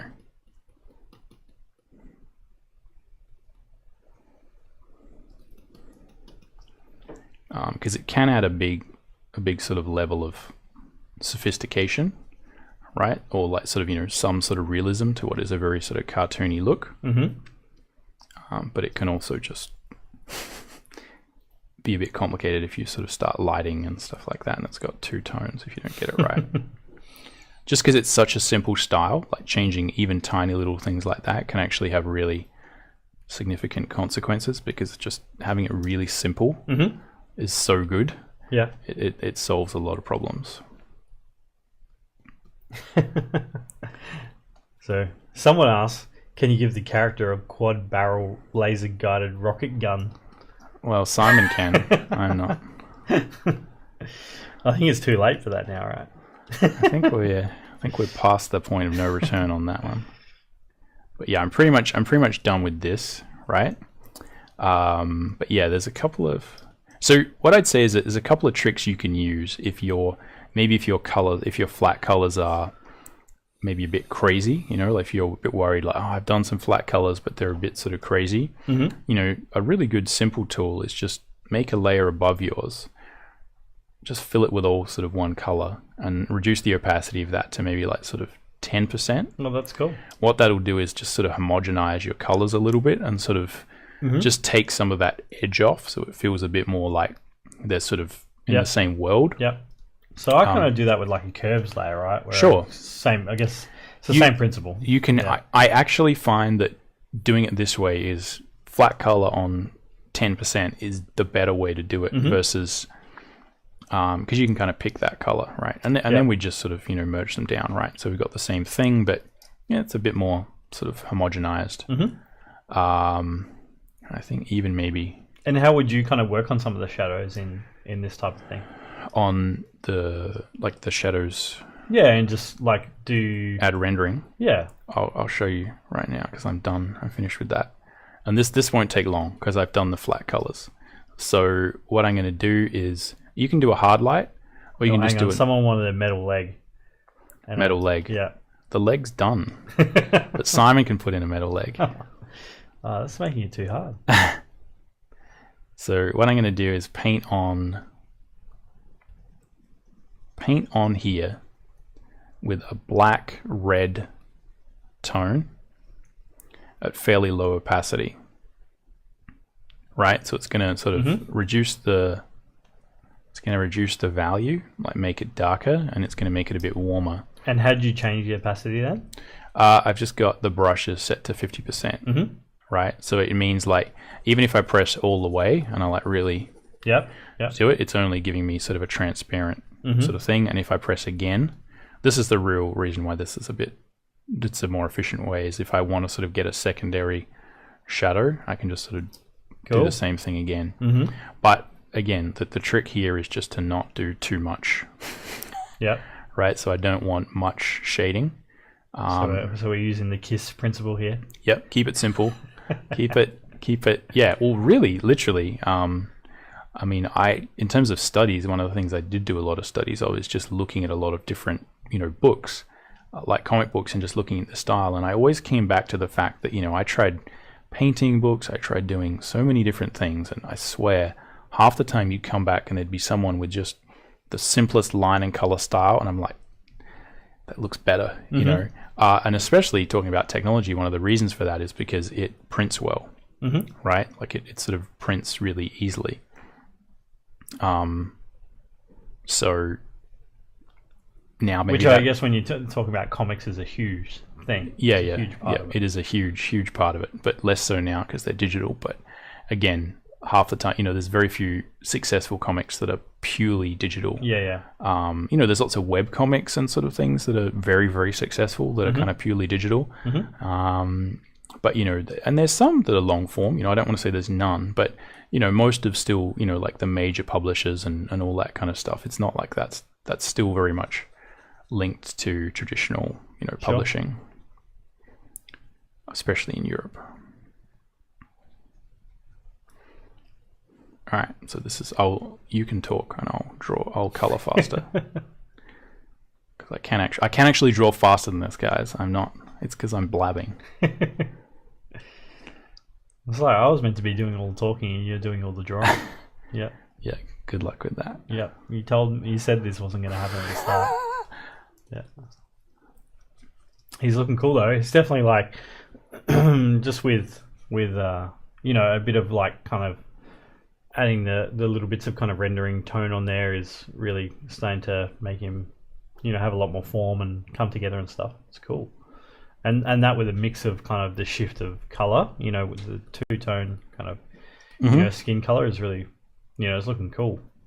So it's just, I guess, probably talking on Tim's behalf is that like... Go for it. It kind of looks like, a lot of those process things are sort of like what you're relying on to bring it all together, and you're confident that it's like, okay, I know how to kind of solve these problems. I know where it's going to kind of end up. Yep. Yeah.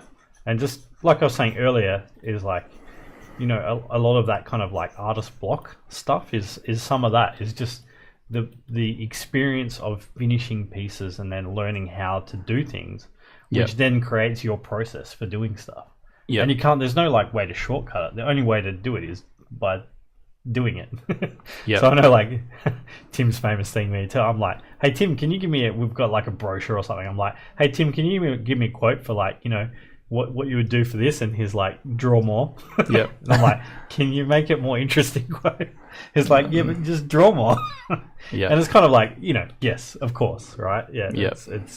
It's generally if you're having advice to students. Yeah. If you're having those feelings of like insecurity about your drawings or like, oh, they're not quite the way I want them to be, like the solution is just doing more of it, and it will get easier. It will always get easier. It sounds really harsh, but I don't think there's any real other answer to it. You know what I mean? Like, and I've had big troubles, with sort of artist block or procrastination, where I'd sort of, I'd be having to do a book, and I'd be sort of like, I want to play video games instead, or I'm not feeling like doing this. What's wrong?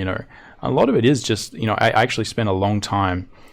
We talked about this before, is that we kind of, came up in Adelaide where there's not heaps of people who are just doing the same thing. So when something goes wrong, you really do feel like something's wrong with you. You know what I mean? Like you're sitting there going like, I don't feel like doing this. No, that must mean that I'm not going to be a successful artist, because everyone, and that's why I liked watching those Norman DVDs where people would just be like, whoops, You know, oh, I'll just fix that and paint it around. And it's like, but that's not professional. It's like, yeah, it is. You know, that's what's sort of happening. Yeah. It doesn't always just go right first go. No. Yeah. And again, I often see one of the primary things that separates, you know, like an amateur from a pro, if there's, you know, such a thing, is that, you know, the pro artists have just been there for so long that when something does go wrong, they kind of know what to do to fix it. You know, there's probably 10 things that went terribly, catastrophically wrong with this image, and I just kind of didn't notice because I was just like, oh yeah, I'll just solve it that way. Yeah. You know, like that. I forgot to flat that patch, so I'll just do it with that tone. Just make it darker. Job done. Yeah, so I'd say like there's what I'd say there's probably better stuff has been written by writers, like authors on writing, you know, and look at their kind of process and what's happening, and, you know, do you have a good expectation that you should be able to do this without having trouble? You know what I mean? I think we've also had a lot of students who kind of have this feeling that it's hard.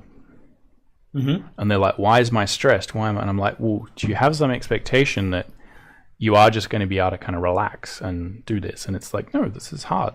I think like that was also like another really good thing Jamie Jones, you know, one of the most popular sort of modern concept art guys sort of said, is that, you know, he kind of wants to be engaged with the painting the whole time, right? That was one of those things that just went straight to my brain, just like literally like a bullet, was just like, pow! And I was like, right. Whereas I feel like often what happens, I'll finish this so you can mess around with it, but often what happens, I feel like so much, is that we kind of want to, that's like, if I'll just do this. Yeah, it's often we want to remove ourselves from that stress. You know what I mean? As opposed to being in there and just being like, okay, you know, this is fine. You know what I mean? This is, you know, what this is about. Yeah, is just be like, who cares? You know what I mean? You want to be engaged at every stroke, at everything. You want to be like, is this going to be good? Is this going to be bad? And to a certain extent, if you have some crazy process that sort of separates you from that, probably what you lack and what you're going to lose is like a sense of emotional connection with the piece that often is the whole reason anyone who's going to care at all about what you're doing, right, is that you're emotionally engaged with it. So, you know, that, all I'd say, yeah, don't, like, this is stressful. You do want to be emotionally engaged. That's, you know, that's fine. Don't sweat it. You know what I mean? That's going to be part of it. And it's okay if, you know, yeah, you feel like it's hard or whatever. So you're adding a bit of texture. I'm adding a bit of texture, which you could probably do over the top, but I just want to make it not so clean. Anyway, I'm done pretty much. Except I'll probably I'll do one light sort of color or sort of value pop thing, just to adjust the colors a bit. So we're getting a few extra questions in the chat here, and maybe when I start, you can look at the questions, answer some of those. And, yeah. Yep.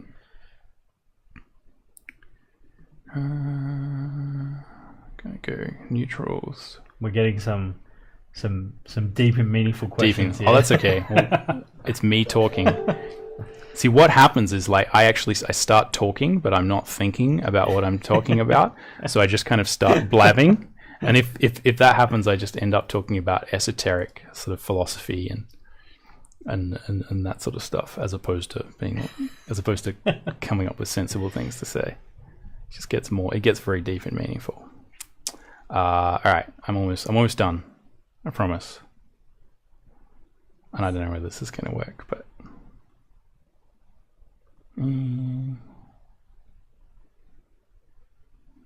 not. I think what I'll do is just go. I feel like you can probably tweak this stuff a little bit if you want, because one of the problems with this is it's going to be really grey and warm, and as soon as you put some stuff behind it, right, it's going to get. That's all right. I'm going to do something really different with this. Yeah, he's gonna surprise me. He's got plans. He's been I've been planning for the last half an hour. Biding his time.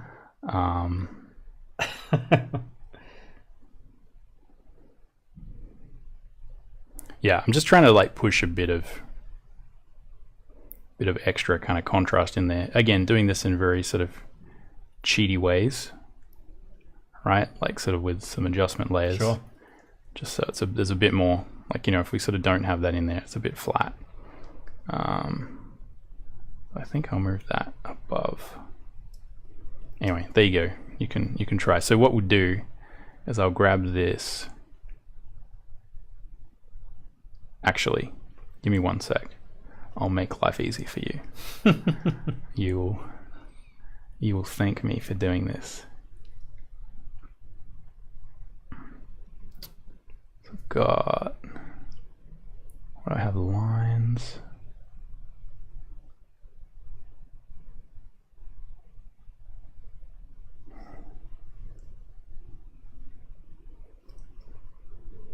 Yeah, there you go.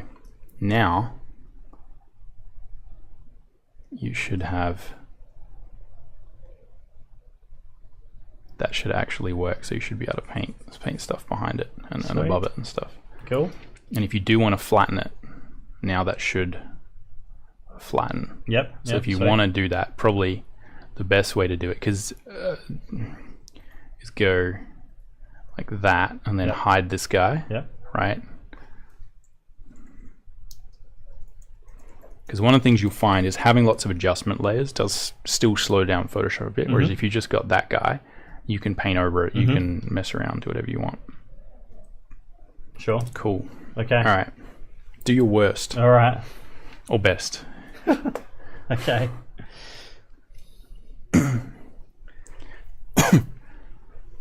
Obviously, you can change the aspect ratio as you wish. That's what I was thinking of doing. No, it's got to be like that. Huh? Okay, and you can look at the chat, and you can. I can look at the chat. You can sort some people out with some questions. Yeah, I would say again, someone has mentioned Stephen King's On Writing. I'd say that is an excellent book for creativity, and just someone who's obviously, you know, one of the most famous writers, you know, of the modern era, really. So, you know, one of the most well-known, one of the, you know, most prolific, one of the most, you know, sort of financially rewarded. Really good. So what other questions?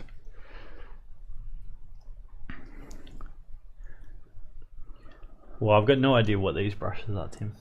They're Jamie Jones's brushes, but you are in pencil mode, so they're all going to be super graphic, which is okay.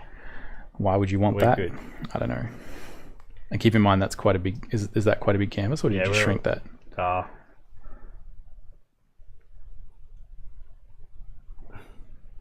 no, that's all right. Yeah, that's cool. We're not too bad. We'll be okay. Right. So questions.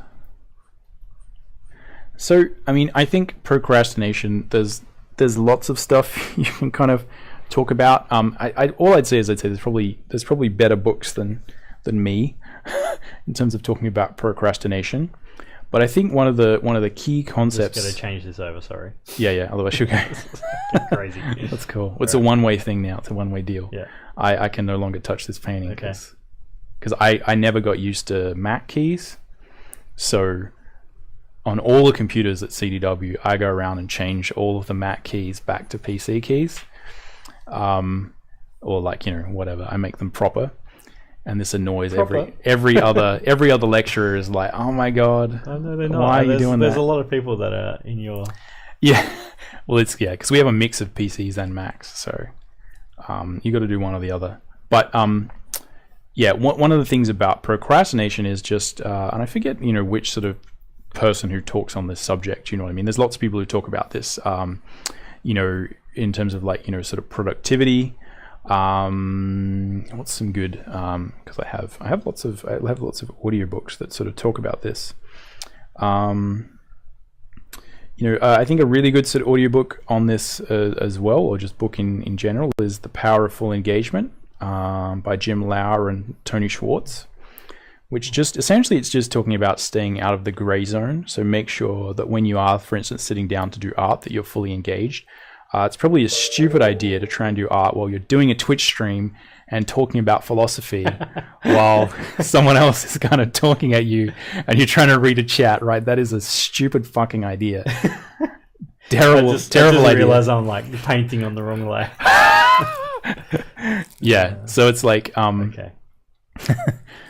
So it's essentially just it's a really important concept that talks about how if you do actually want performance, you kind of can't just go all the time. You do need to relax, and this is probably a book Simon should read. Is that you? What are you saying? Yeah, you know what I'm saying. Everyone knows. Everyone knows exactly what I'm saying. Is that often you will actually get far more productivity and far more stuff done if you don't stay in that gray zone, right? If you don't watch YouTube, try and work, do 10 things at once. If you actually focus on doing your work in a very intense way, and that means lock the door, turn off your phone, turn off Facebook, like completely really make sure that you're not going to get distracted for sort of small chunks of say like an hour at a time, and you would maybe have a 2-hour block, and you would say I'm going to work intensively. I do this. I have a timer. Hit the timer. Timer goes for 50 minutes. When the timer stops, get up, have a break. Do you know what I mean? Then for 10 minutes, walk around, do something. Don't check Facebook. Don't do any of that. I'm still in work mode, and then go back to sort of doing what I'm doing. Then after sort of 2 hours are done, what you find is your attention span actually kind of is done to a certain degree after a couple of hours, and that's when you're going to get that sort of that pull to distraction, right? Like I'm going to look at Facebook, or I'm going to look at something. And the trick is to kind of actually allow yourself to go there, right? Take that break and go do something, and then either come back, do you know what I mean, and do another sort of intensive thing, or go and do something else, take an actual break. That's really important, because I feel like often probably what a lot of students are doing is watching YouTube or Twitch streams while they're working, right? And that can be good for some type of work, but I think one of the real problems is it's just nowhere near as efficient. And I know this, like I can tell you for a fact it's less efficient, which is to say that, if you're spending 12 hours a day working, but you're watching YouTube and Twitch streams at the same time, I can almost guarantee that if you just spent 5 or 6 hours actually just sitting down solidly working, and the other 6 hours watching TV, playing games, doing whatever you want, you'd probably get exactly the same amount of work done.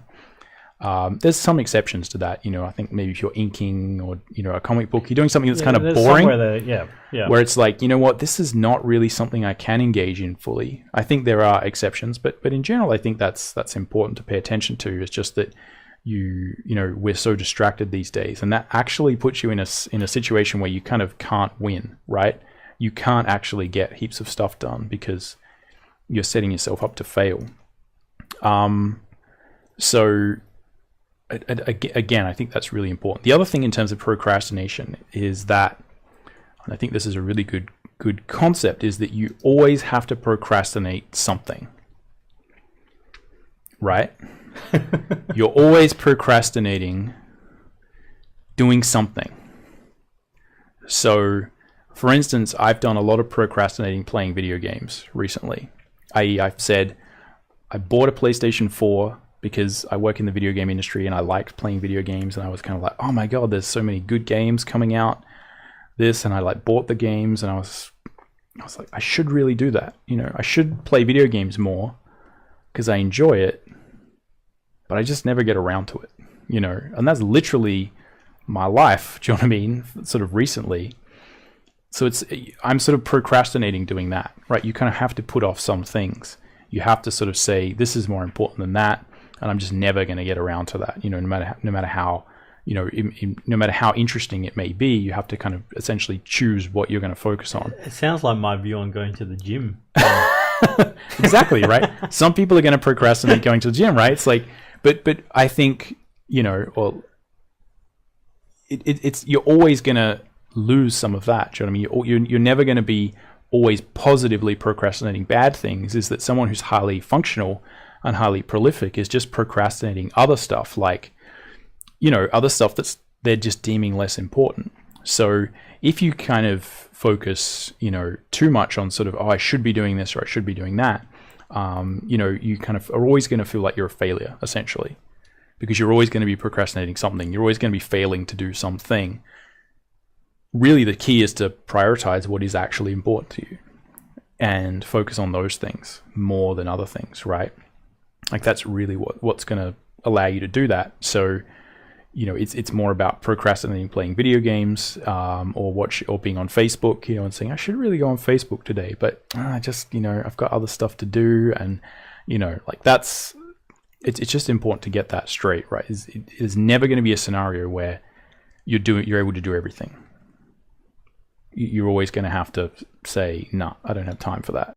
Yeah, you're kind of like sacrificing, and kind of like I always find that it's like one of these dad comments.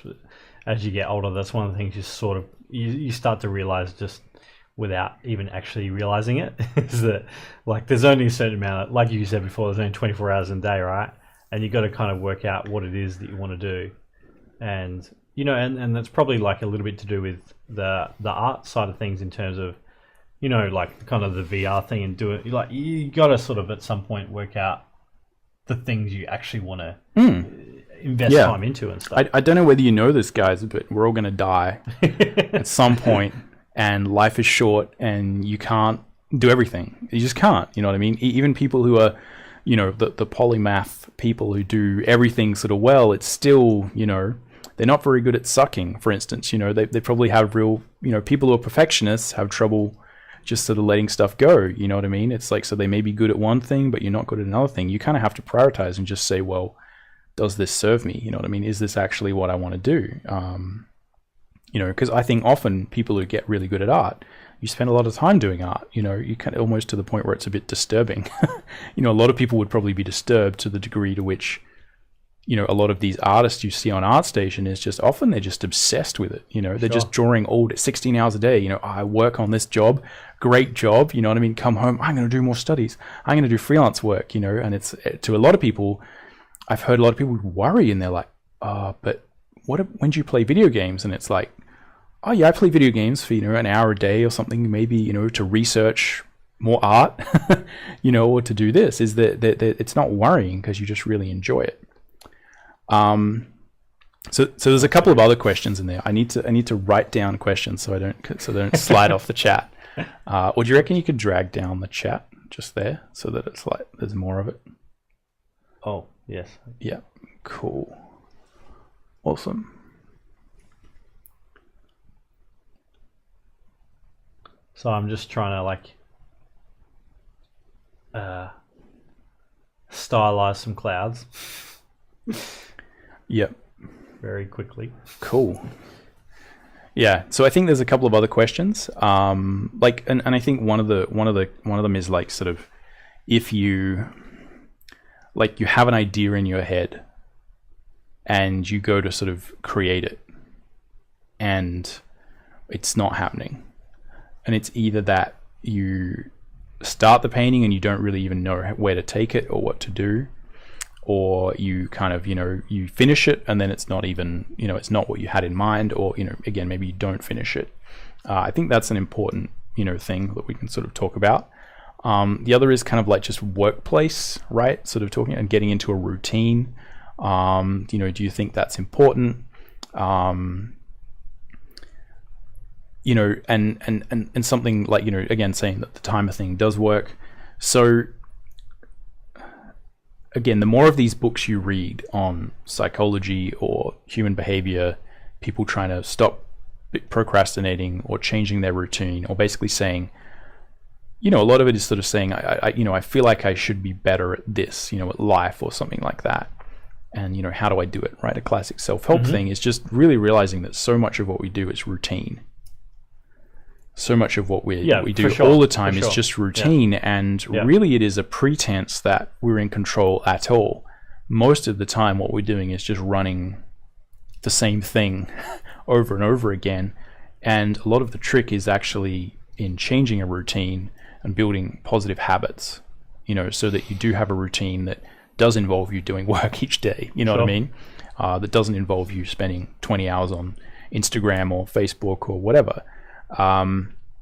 and that setting up that positive sort of space is really important.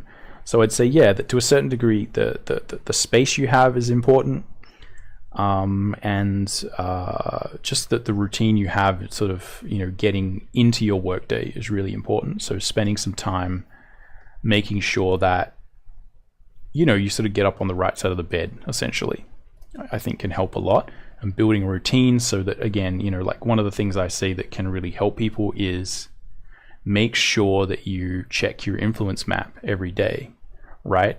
So, influence map is one of those things that we do where that's a cool one. Would you recommend people like printing it out or something, or like like print it out big, So the influence map is a DeviantArt meme by a guy called Fox Orion, or girl. I'm not sure who it is with the names, but a person called Fox Orion, and originally made this kind of cool sort of template theme. And you can kind of just Google influence map. Yeah, it's basically Google influence map. The first one you click on is a link to the second one here. Yeah, and so you can see everyone's got these different influence maps, and all you do is kind of map out the artists and things that have really inspired you, or that you aspire to. And I think that often I feel like a big part of perhaps people getting into artist block is that you kind of lose that, right? You forget, oh my God, I want to make art, because of this thing.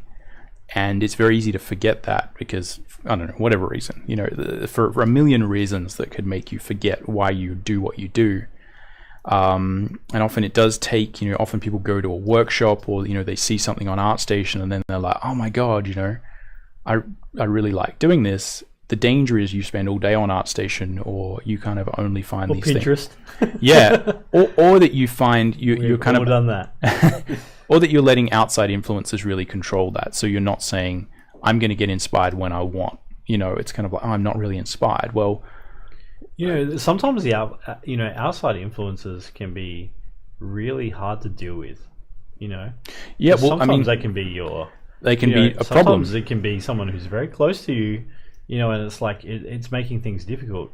I'm not always sure what exact advice to give to that situation, but like a lot of people different friends. Yeah, is that what you like?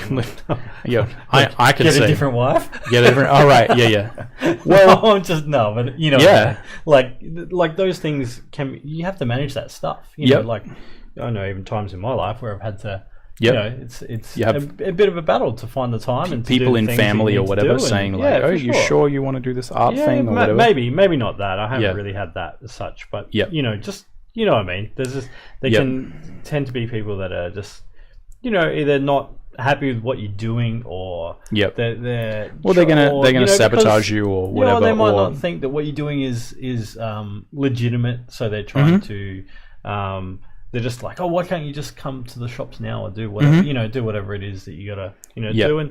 And I think just creating a good working environment and trying to set some routine kind of hours and things is good stuff to kind of do. They say that the number one detriment and an issue for people who are working from home is other close members of your family or friends who just consistently will sabotage you and basically not treat it as if you're at work.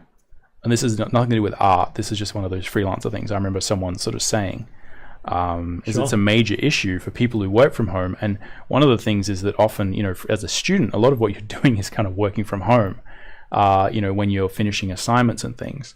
So it's the same issue. And a lot of people have real trouble working from home when they try it, and they sort of say things like, oh, I don't know how you could do that, because of et cetera, et cetera. Well, it's kind of one of the reasons why I think some people tend to gravitate towards getting a in-house job as well, right? Sure. Because they're like, I just can't do this freelance thing, Yep. Yeah. Yep. Yeah. Like, and I think it's just a matter of sort of, there's no real answer to that. Because, you that's a real concern. That's probably a whole new discussion topic. Is like what to do if your best friend doesn't actually believe you'll be an artist or something. Well, we got into a really hot topic then, didn't we? Yeah, and I think it is. Well, sorry guys. No, I think that's probably a bigger sort of thing that we've sort of talked about, and I think we have that maybe earmarked as a conversation topic at some point.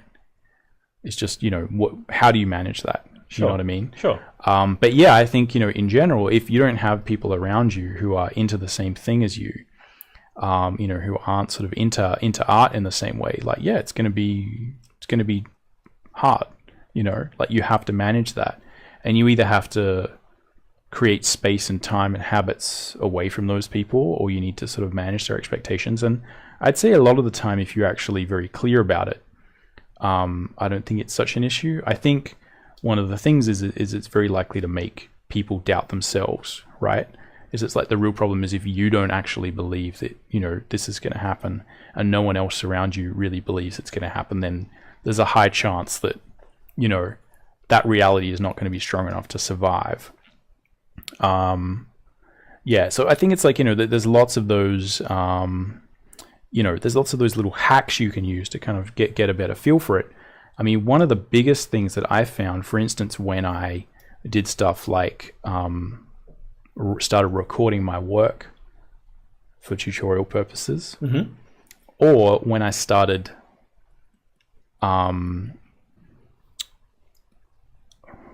what was I going to say? When I sort of started timing myself working and doing that thing, right? So timing myself, this is looking pretty cool.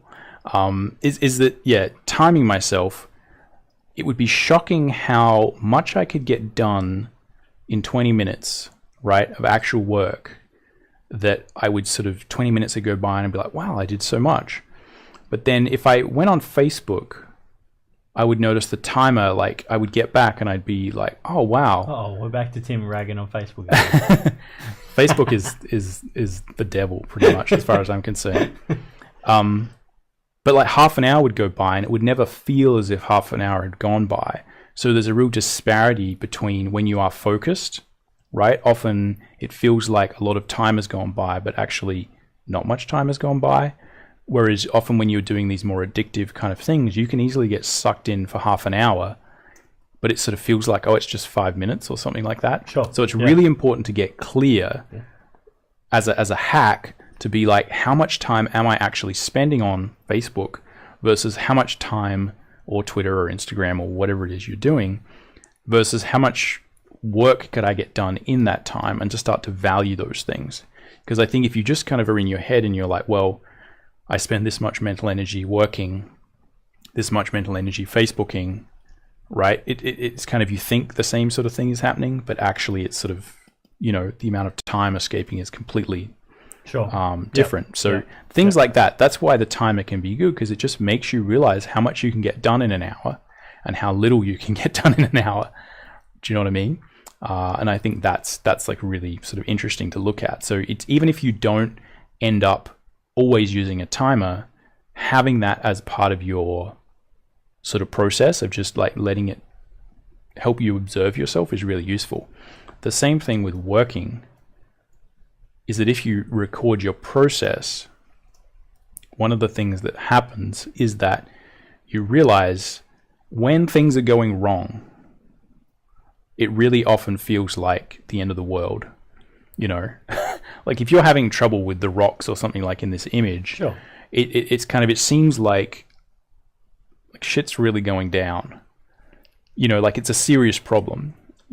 All of a sudden it's potentially what's going through Simon's mind is like, maybe I'm not going to be able to do all of the cool shit I was talking about. Maybe I'm not going to be able to do that. Maybe I'm going to embarrass myself in a live Twitch stream. Yeah.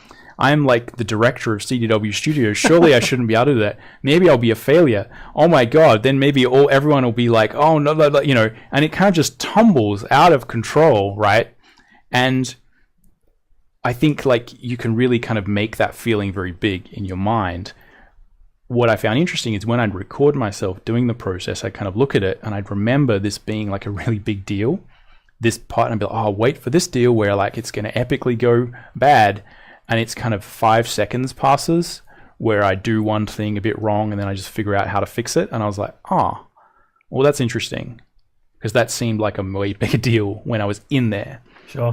And so what that taught me to a large degree was just, if I kind of just say, okay, this isn't working, that's okay, just chill out. What could I do? What's some things I could do? Or maybe I'll just take a break. You know what I mean? Just step back. That often it was just me kind of making a mountain out of a molehill, you know what I mean? And it really took me recording myself to realize that's what was happening, that it wasn't the end of the world when I felt like something wasn't working. Right. And so now, I feel like just doing that has allowed me to kind of be a bit more chilled about the process. Mm-hmm. And sort of not worry about it. So, but it is very easy when you're in there, and especially when you're dealing with like, procrastination or something, to kind of let the feelings snowball. Do you know what I mean? So they get worse and worse and worse. Sure. And, you feel, it just kind of keeps getting worse.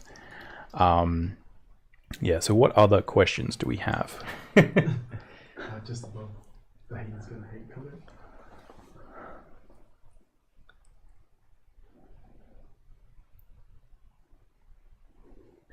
Meanwhile, I'm just looking for some reference images really quickly on Pinterest that are like not trying to find something that's related to what I need. And I'm probably, my head's in the way, so Tim. Yeah. So talking about, I think that's a really interesting sort of topic, but if you have different or disparate inspirations, that can be just as much of a problem, you know what I mean, as anything else, because especially if you spend, if you wake up and you spend all day on Pinterest looking at all the great art and all the great art you want to do, you may be very inspired, but often there's more of a shock when you come to actually create the work. And I also find you can kind of like, you can burn all this mental energy on that stuff as well. Like I know there's been times where I'll be like, I'm going to look at all these amazing images and get like really inspired. And then you go do something, it's like, oh my God, I'm exhausted. Yeah. I'm like looking at all, like So it's kind of like there's a bit of a balance. You got to balance the in and out of like creative sort of flow, and make sure that, you're not just sort of looking at stuff and taking it in. Because the other thing, I think that's something that can be very stressful, is that I think if you look at a lot of images and a lot of different inspirations and you kind of imagine how you can create some super uber style that combines everything, and I like all these things, is you don't spend a lot of time actually making art, and you don't get very in touch with the limitations of what a particular medium could be, how you can kind of solve things, and just the fact that a lot of the time when you're, making art, you are just dealing with limitations and, like how would I do this? What would I do here?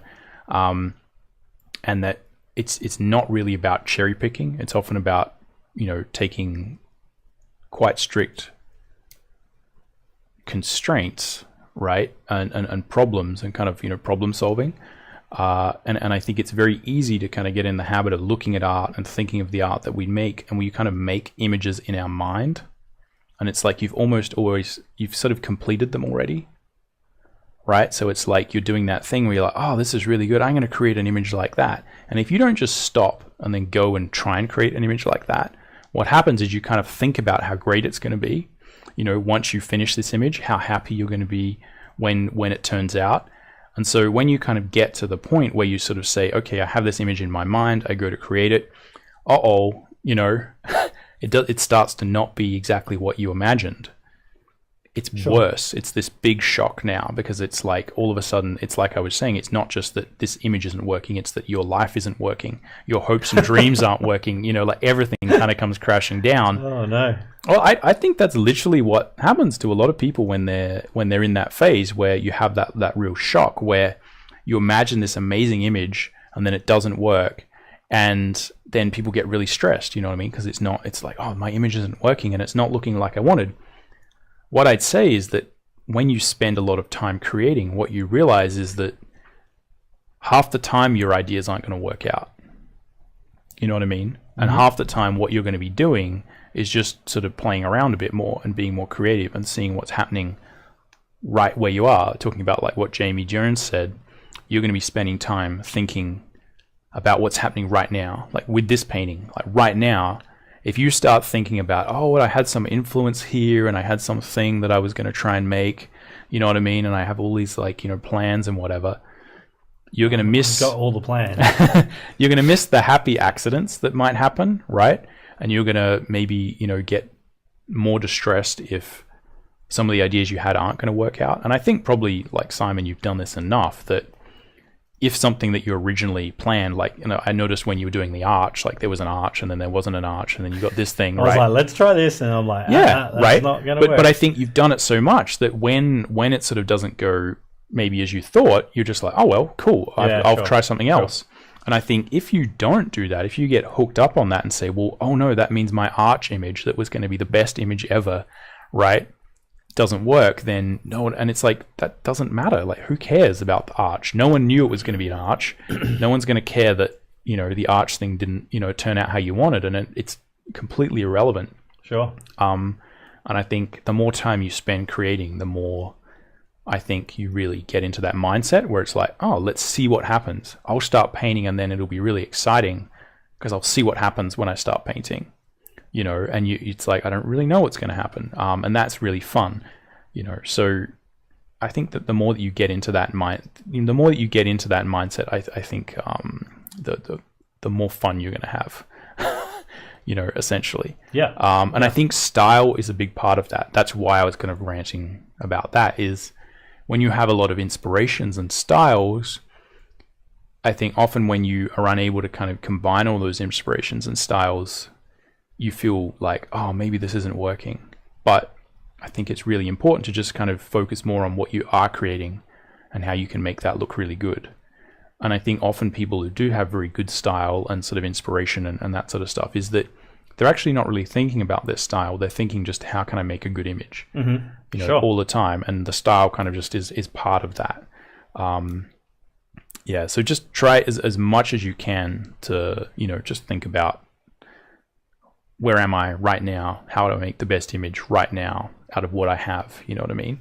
As opposed to kind of getting in your head and starting to think about, what if, what if I could create some amazing image? Did you have any other things to add to that? Or? Well, one of the things I'm sort of thinking about now, just in this, is that, this part of the image is kind of like the secondary focal point to the, to our guy here. So I'm kind of like, I need to slow down a bit and just kind of like go, all right, think about it. Rather What's than happening? Kind of mushing things together, which I've been doing. Yep. Is kind of like, what do I want that to be? And that's kind of, it's there's times in the image where you kind of need to slow down, and when you can speed up and stuff like that, right? And trying to think about what's important. And I think once again, it's just trying to, keep those things as simple as possible. Yeah. So that you can kind of like, it's sort of like a hierarchy within the image, right? Of the things of importance that you need to kind of take care of. Yep. I guess. Yep. And I'm just kind of been mucking around with this, kind of like cutout filter, just to try and get some things looking a little bit more stylized. Yep. Through the layer settings here. Yep. Well, I think that probably one of the things about using this sort of technique, the photo bashing technique, is it does actually put you very much in that modality of just seeing what happens. Just sort of, I think when you get more, you have to be, once again, you got to be comfortable with that stuff, right? Because otherwise you just kind of like, I think one of the biggest things students have when kind of doing this is like, they're looking for the perfect photo, and it's like, there's no such thing really. Like you've just got to kind of experiment and kind of like, just like with drawing, where you're better at like solving those problems, right? So you can basically kind of put anything in there. You just know how to solve it after a while. Yep. Yeah, but that at some point that becomes fun. Whereas I feel like probably a lot of people who start photo bashing spend a lot of time worrying about like, it's not the right photo, or oh damn it, I didn't pick the right photo, you know. Whereas, probably half the time people who are good at photo bashing, they're always picking the wrong photo. They're just not beating themselves up about it. It's just like, oh, it didn't work. Okay, cool. What about this? What if I flip it? What if I move it? What if I change it around? What if I do this? What if I do that? And I feel like that's sort of, it is, you are much more in flow because you're just sort of thinking about, how can I make this image right here good with this layer? Let me be creative with it.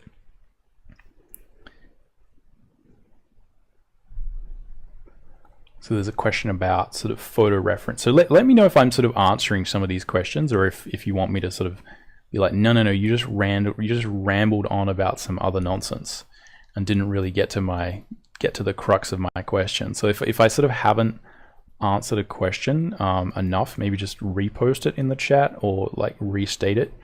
Long questions are fine. So there's a question about sort of photo reference, and essentially, do they give the same knowledge when you're doing studies of something versus seeing it up close and in person? I think all of the above are good. Yeah. Whatever you can do, like, you know, if you can see things in person, then that's excellent. And if you can't, we have this thing called the internet that's really amazing.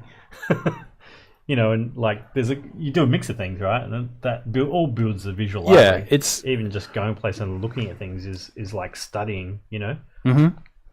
Yep. I think that using doing a lot of this stuff and using photos really teaches you about how to do stuff in a two-dimensional way. So you're really learning about how a camera sees the world. Sure, yeah. And that is not necessarily, you know, all there is to the world. No, that's right, yeah. So primarily you have to realize what photos are good at. You know what I mean? You know, they don't actually represent the real world perfectly. You know, they are doing certain things. They're distorting the value range, the way that light works, and you will get something very different if you actually go outside and look at the world. But photos are very good for, I would say, more for sort of visual library of things. And you just have to realize that, yeah, they're going to teach you how to do photos, not necessarily how the world works, right? And a lot of it is sort of what your intent is. So just be aware that that's happening, right? It's not reality. Photos are not reality. It's a camera's version of reality. The other thing is that I think that's an important point, though. Yeah, and a lot of things that you kind of want to do in concept art is kind of capture like a feeling and a mood that like going somewhere or that place or that sunset or that clouds or the rain. You know, it's like sometimes you want to try and capture those, you know, feelings and emotions you get when that stuff happens in real life. Yeah. And you don't kind of see that in photos. So. No. Well, the big thing with photos is that photos are they're ubiquitous these days. And to a certain degree, I think more and more, if you're creating, for instance, a video game, if the video game can in some way replicate what it's like to see things in real life, then that's a point of difference versus a video game which is just sort of replicating cinema, because cinema does cinema. Sure. So, like, to a certain degree, it's kind of what's valuable is scarcity, and photos are not scarce anymore. And to some degree, like if you're just painting like a photo, I feel like that's going to have less and less value in sort of, you know, like the standard sort of entertainment design sort of market, right? You know, you can say there's lots of people who do, you know, those photorealistic airbrush paintings and stuff. And sure, I get what you're saying. It's like why would you actually pay someone to make just like make stuff it like that a photo? Looks like a photo. Yeah, but you kind of want to have that artistic quality. You want to add something different, right? Yeah, you want to, you know, yeah, and that's where I'm kind of like. And that's just and that's where it's like you can have opinions and you can have like, you know, we can disagree, but that's a fact, right? Like that's free market economics, is that you're not going to get paid to do stuff that looks like photos as much anymore because photos are real easy. You know, we sort of solved that, right? Photos equals solved. Yeah. Right? We kind of clocked that game, right? That's done. It's no longer going to have the same interest. I think probably art directors and clients are actually, like, if we're going down the path of like those kind of AAA photo real games, is that they kind of actually want better than real life now. Yeah. They want stuff that's you do like photo telemetry. You actually just scan the real thing these days. It's like you don't get someone to model it. You know, you can just scan everything in 3D. Like just scan this room and done. Scan us, and then we don't even need to be here. You know, that's the future, right? What's valuable is literally, you know, that what's valuable is what's not easily reproducible, right? And photos more and more are sort of like easily reproducible, and you sort of, you know, learning how to represent that is important. But I'd say if you want point of difference, which I'd say everyone should want points of difference, and to be valuable, I think being able to represent and understand what the world looks like, not in a photo way, is potentially going to be more valuable, I think. So going out in the real world is definitely worth doing, right? Procrastinate that thing less than perhaps, just looking at photos. The other thing is that you're really only just looking at what a thing looks like. So from a visual library perspective, for instance, when I did the 7 Pirates book, one of the things that was very interesting was that I had to draw, for instance, like a flintlock pistol. Now, a flintlock pistol is basically like a banana, right? Like you look at the actual sort of thing, and it's this big sort of like thin sort of, like gun thing, but we sort of think of guns as having a very distinct handle. And it was just very hard for me to even figure out how you would hold it. So I knew how to draw it because I could see photos of them, but I actually got my hands on a real flintlock pistol somehow. Oh, that's cool. And it was, like made of wood. It was the real deal. I don't know whether it was functional or not. It might have had a stuffed barrel. But yeah, it was the real thing. And that was just instantly, I was like, I get it. I understand how this is meant to work now. Do you know what I mean? Because I could feel the weight of it. And that instantly was like, click. Now that's heaps easier to draw. And there's no amount of looking at photos of flintlock pistols or people holding a flintlock pistol that would give you that feeling of like how weighty it is. Do you know what I mean? If you hold it down at your side, how you would hold it. And I'd say it's the same thing with a lot of stuff, is you actually sort of need to experience it a bit. Sure. To actually help you draw it. It's not just that you sitting at home or looking at photos is going to be able to replicate someone who has experience of a thing. And again, one of the primary reasons I'd say, well, maybe it is, maybe it isn't, is that what you're after is points of differentiation between you and other artists, because if everyone can look at photos, then you can look at photos too, but what will differentiate you is your understanding of that thing beyond photography, right? Because photos are, sort of easy these days. Mm-hmm. So we're kind of getting close to time being done, right? Probably. I reckon we can go a bit past 9. Because it is, yeah. So I reckon maybe aim to be like, if you have 15 minutes. Okay. Like a hard 15 minutes. A soft 10 minutes. And see how you go. Does that sound plausible? Or well, it does, yeah. Yeah, okay.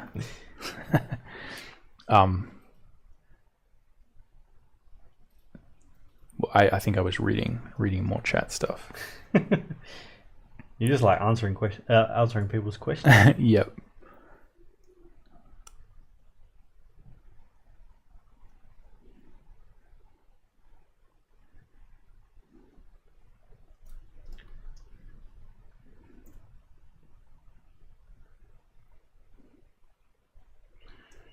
So yeah, guys, I'm just still. I've taken this into black and white because I think that's just easier to kind of combine all these things, and because you've got sort of a fairly, the colors are relatively, simple stylized colors. Mm-hmm. We could probably easily kind of color this, mm-hmm. Later. Yep. But I thought just kind of getting into black and white would be easier to kind of. Yep. No, it's looking cool. Yeah. Yep.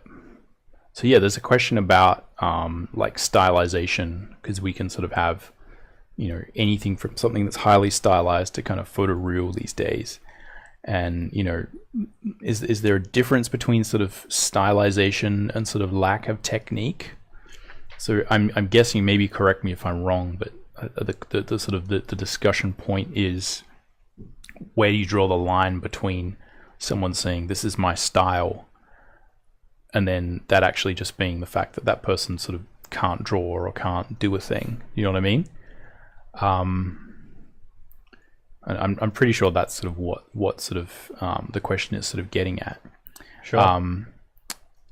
And I think that with style, because this is one of those questions that comes up. The reason I can just keep blabbing on about this incessantly is these questions come up all the time. Do you know what I mean? And I've had to come up with answers about them. And I think the question of style is very much that often style comes from a place of practicality. Often it's to do with the way that you would reproduce something. And often I think, again, you can say, well, I should, for instance, a lot of animation style comes from the limitations of animation requiring that you draw in a certain way so that there's a technique where you can actually animate something, right? Like the style of having a simple line drawing that we fill with color, which now is very sort of popular, originally came from very stringent technical limitations, right? That are to do with production. Yeah. But now it's kind of people draw in that style anyway. And I think one of the key things to realize with any style is there needs to be a reason you are stylizing something. And that I think people who use style ineffectively, i.e. where you may be simplifying something, is that you're not really getting the benefit of simplifying something. So, for instance, if you make something graphic or simpler, it kind of might allow you to sort of, focus on, the two-dimensionality of shapes or getting a really strong read going. Maybe pushing colors around and things. Yeah, or for instance, one of the primary things that using line work does is that it allows you to have a very clear read, but it also allows you to almost then be as abstract as you want with color, because the line work is doing pretty much 100% of the this is a thing, this is another thing, all of that important sort of visual recognition stuff. So that's sort of done, and really you can put one flat color and the image should still read. You can put multicolors underneath, it really doesn't matter. So you can actually play with the mood of a piece far more than if you were painting something, because as you paint something, you probably have more responsibility to actually kind of give things colors and sort of render stuff a certain way. So you can sort of be less abstract with things. And I'd say, as an example, I think if you're not playing with the color that much, it's sort of, why are you drawing in that style, right? Like why are you doing that?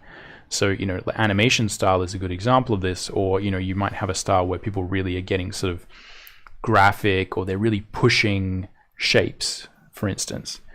And what I'd say is, if you're using that style where you're like something like Bruce Timm, who did Batman the animated series.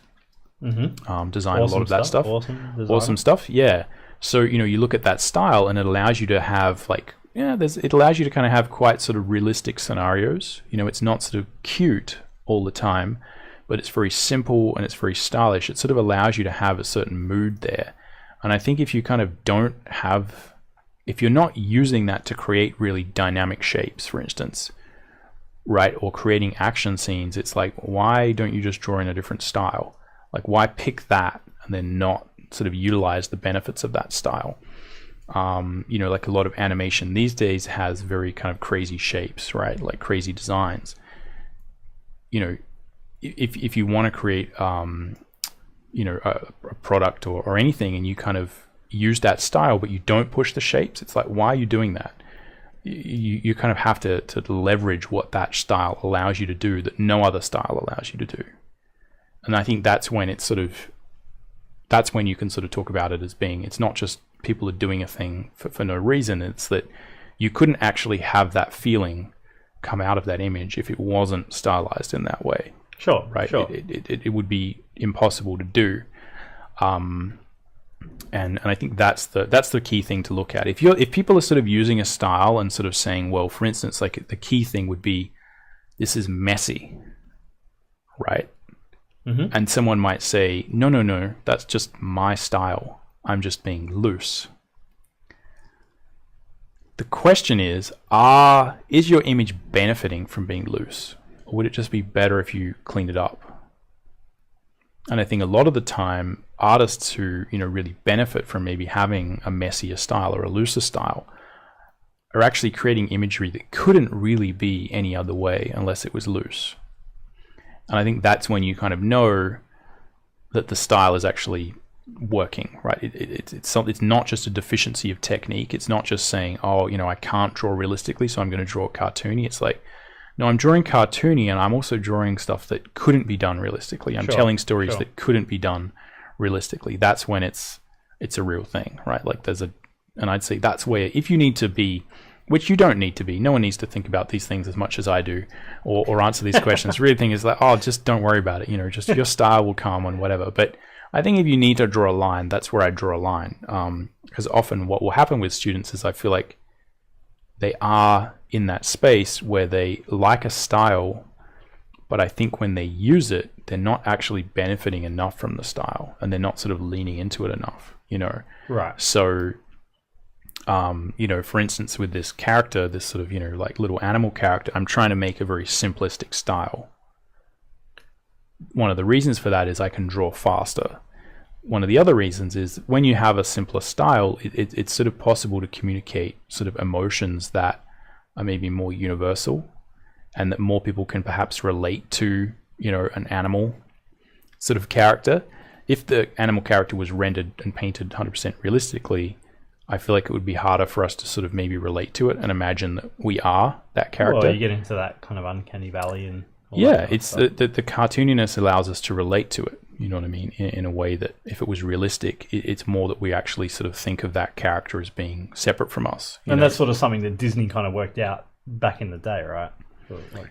Yeah. Well, I mean, I think it's like the book to read about that is Scott McCloud's Understanding Comics, which, again, Scott McCloud's Understanding Comics should be required reading for pretty much anyone who's doing anything in visual, because it's so enlightening when it comes to talking about those topics. But yeah, it's very much the fact that, he uses the example of a smiley face, right? And there's probably if you Google it, you can probably see it, where it's like everyone can kind of relate and imagine that they are a smiley face.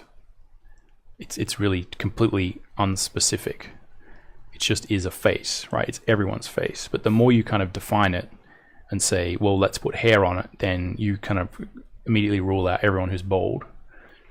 Do you know what I mean? As soon as you give it a skin color, you kind of rule out, anyone who's of a different sort of ethnicity. As soon as you make it male or female, you kind of rule out half the population. So, one of the reasons that you would simplify things is that more people can kind of relate to it. They can say, well, that could be me.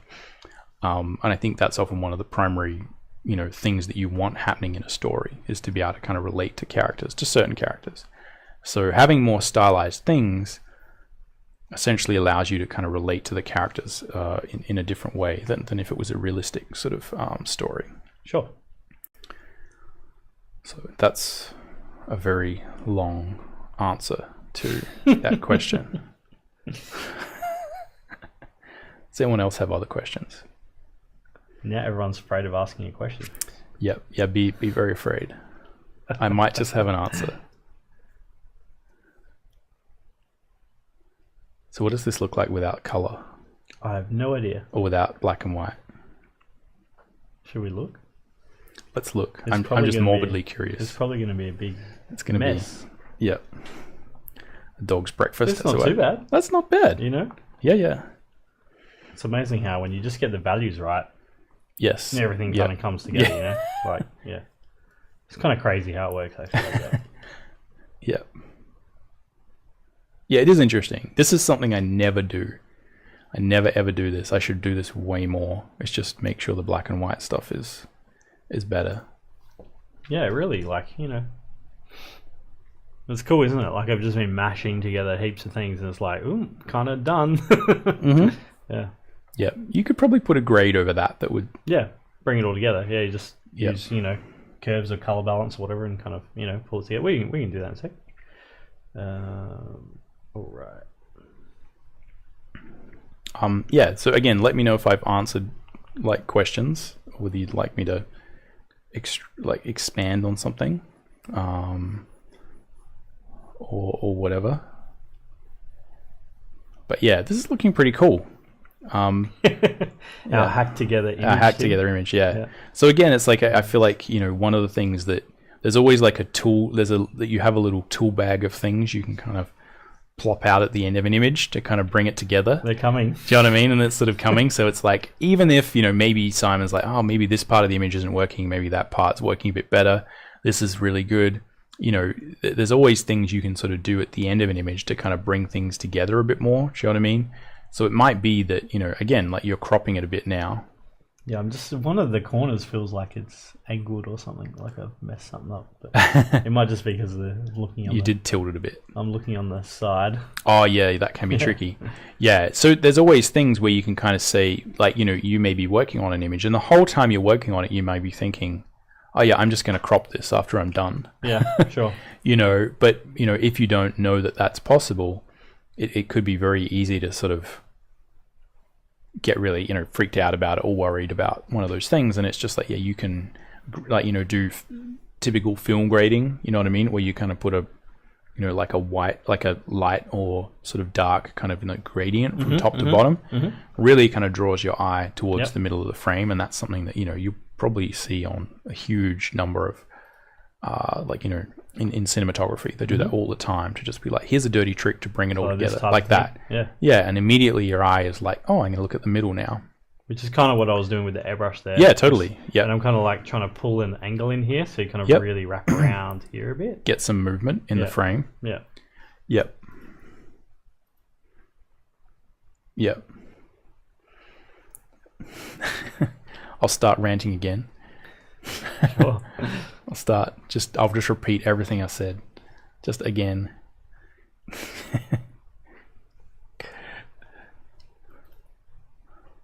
Let's see if we can't just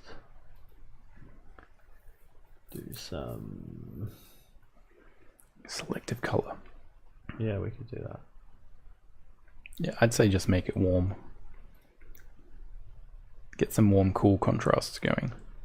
That's pretty cool. That kind of stuff. So you have a red pop in your focal area. Well, I kind of like that. I kind of like it this. Like sort of sepia. Maybe we could try.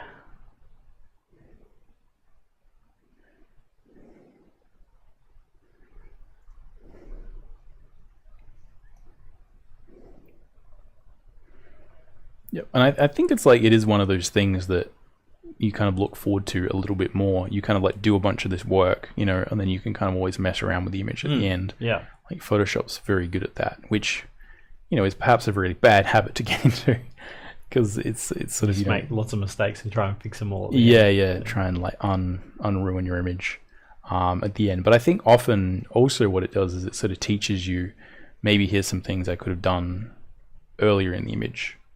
Like here's some things that maybe would have been better to sort of sort out earlier or whatever. Because there's only so many things you can do.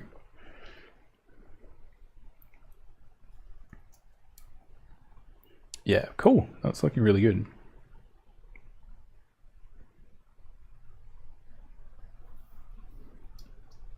Let's try and just pop some of these things in the foreground here.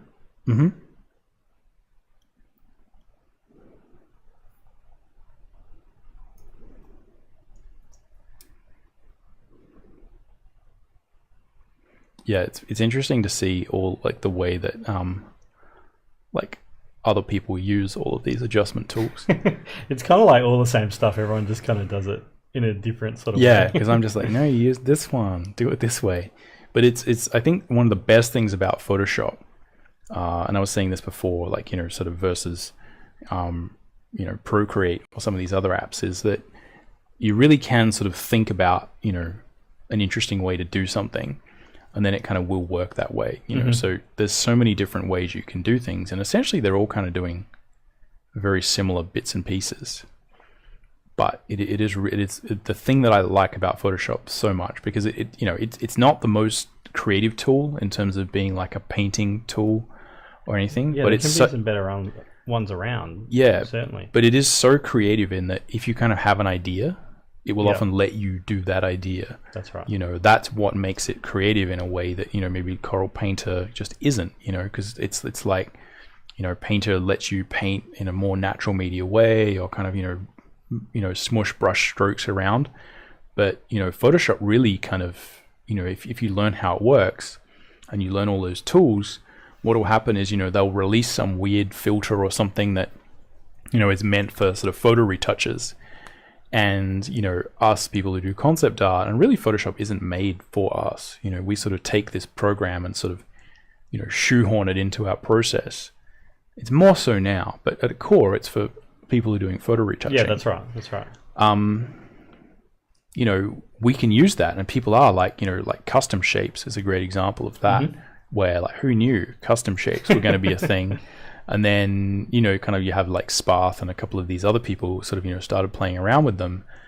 And then it's like, oh my God, now everyone uses that thing. I mean, the people who made custom shapes had no clue that anyone was ever going to do that, ever. I think it had been in Photoshop for a long time before people kind of like worked out how to actually use it. Well, it was probably more for logos or things like that, I would imagine, because it's essentially like a vector. Like it's a vector system within Photoshop that allows you to kind of, take vector images. And that's probably what they made it for. And then, that becomes a huge part of a lot of people's, workflow. Who knew? But the thing is, there's nothing there that kind of stops you doing that, because I feel like it is probably fairly well engineered, the program. It does allow you to kind of do that stuff, which is not to be taken for granted. I feel like it is really something that we take for granted, the way that this works, because a lot of these programs don't work like that. They kind of have this, they're imagining a way that you are going to work, and if you kind of step outside that sort of like idea, it kind of really punishes you. It's like, no, now that's not going to work. Yeah. But I think, should we kind of call this done? Yes. We can yeah muck around with this. Well, I think it's probably at that stage where it's like, unless you're going to spend a lot more time on it, do you know what I mean? It's kind of, you're just going to be pushing paint around. Things out. And, yeah. No, it's looking cool. We could certainly add, kind of like, if I was going to take this further, I'd start adding line work and stuff, over the top of some of these like little key little areas and stuff. Yeah, that'd be cool, and little bits in here, maybe not everywhere, but just some bits and pieces. Yeah, just to bring it together. Well, I think like the coloring is a bit sort of sickly. It's sort of which is kind of cool. It's just where it got to. Yeah. But again, that's something where you'd probably have to sit down and do some careful color selections. That's right. Yeah. You know what I mean? To actually get it past, because I think also if it's a simple color, if it's a complex image, which it kind of is, like a simple color scheme is going to work, the best. Like probably making it monotone is going to work the best. But it's looking cool. So there was a question of like, did Simon do justice to the character? I would say very specifically, I have no expectations of what is going to happen, because that's going to be the most fun, is for me to not have expectations. So I have zero expectation of what's going to happen. But yeah, I think it's interesting to kind of see certainly how he managed the values, do you know what I mean? And making it sort of fit within everything else. I think it looks better in black and white. It definitely looks better in black and white. It needs too much. It needs a bit more massaging with the colors, but well, I think it's it would run into that problem where probably because you work on it in black and white, it kind of can't handle much color, because if you add too much color, it's like too much. Do you know what I mean? It's hard to know, because now you've got such a value bump with the character versus the background. Yeah, it's kind of, as soon as you add like, you make the mountain yellow, and then you like look at the mountain. It's like, no, don't look at the mountain. Look at this other thing, So you sort of have to make the color scheme sort of match the image a bit more. Do you know what I mean? In terms of where the focal area is. That's right. Yeah. So you could almost sort of do things like this, where you're just kind of like toning it a bit, and then kind of messing around with things that way, and kind of easing those little bits of color in. Yeah, we're doing what we were sort of talking about. Yeah. Yeah, but before. Yeah, I think, and you can, even that's kind of better than what it was before in terms of like just the. Yeah, well, maybe if you took the black and white and just reduced the opacity of it, so you let some of the color through, that would be. We were talking about this earlier. It's like this may turn into backseat. Oh yes, I know what you're saying. Backseat arting, where it's like, I'm like, no, do this. Like this one here, we just kind of like. Yeah, get a bit of it in, just like a touch. Yeah. Let's just say like just a tiny little bit, and then grade it. I think that's often because there's something very much about like a colored black and white image has that look. Yeah, for sure. Do you know what I mean?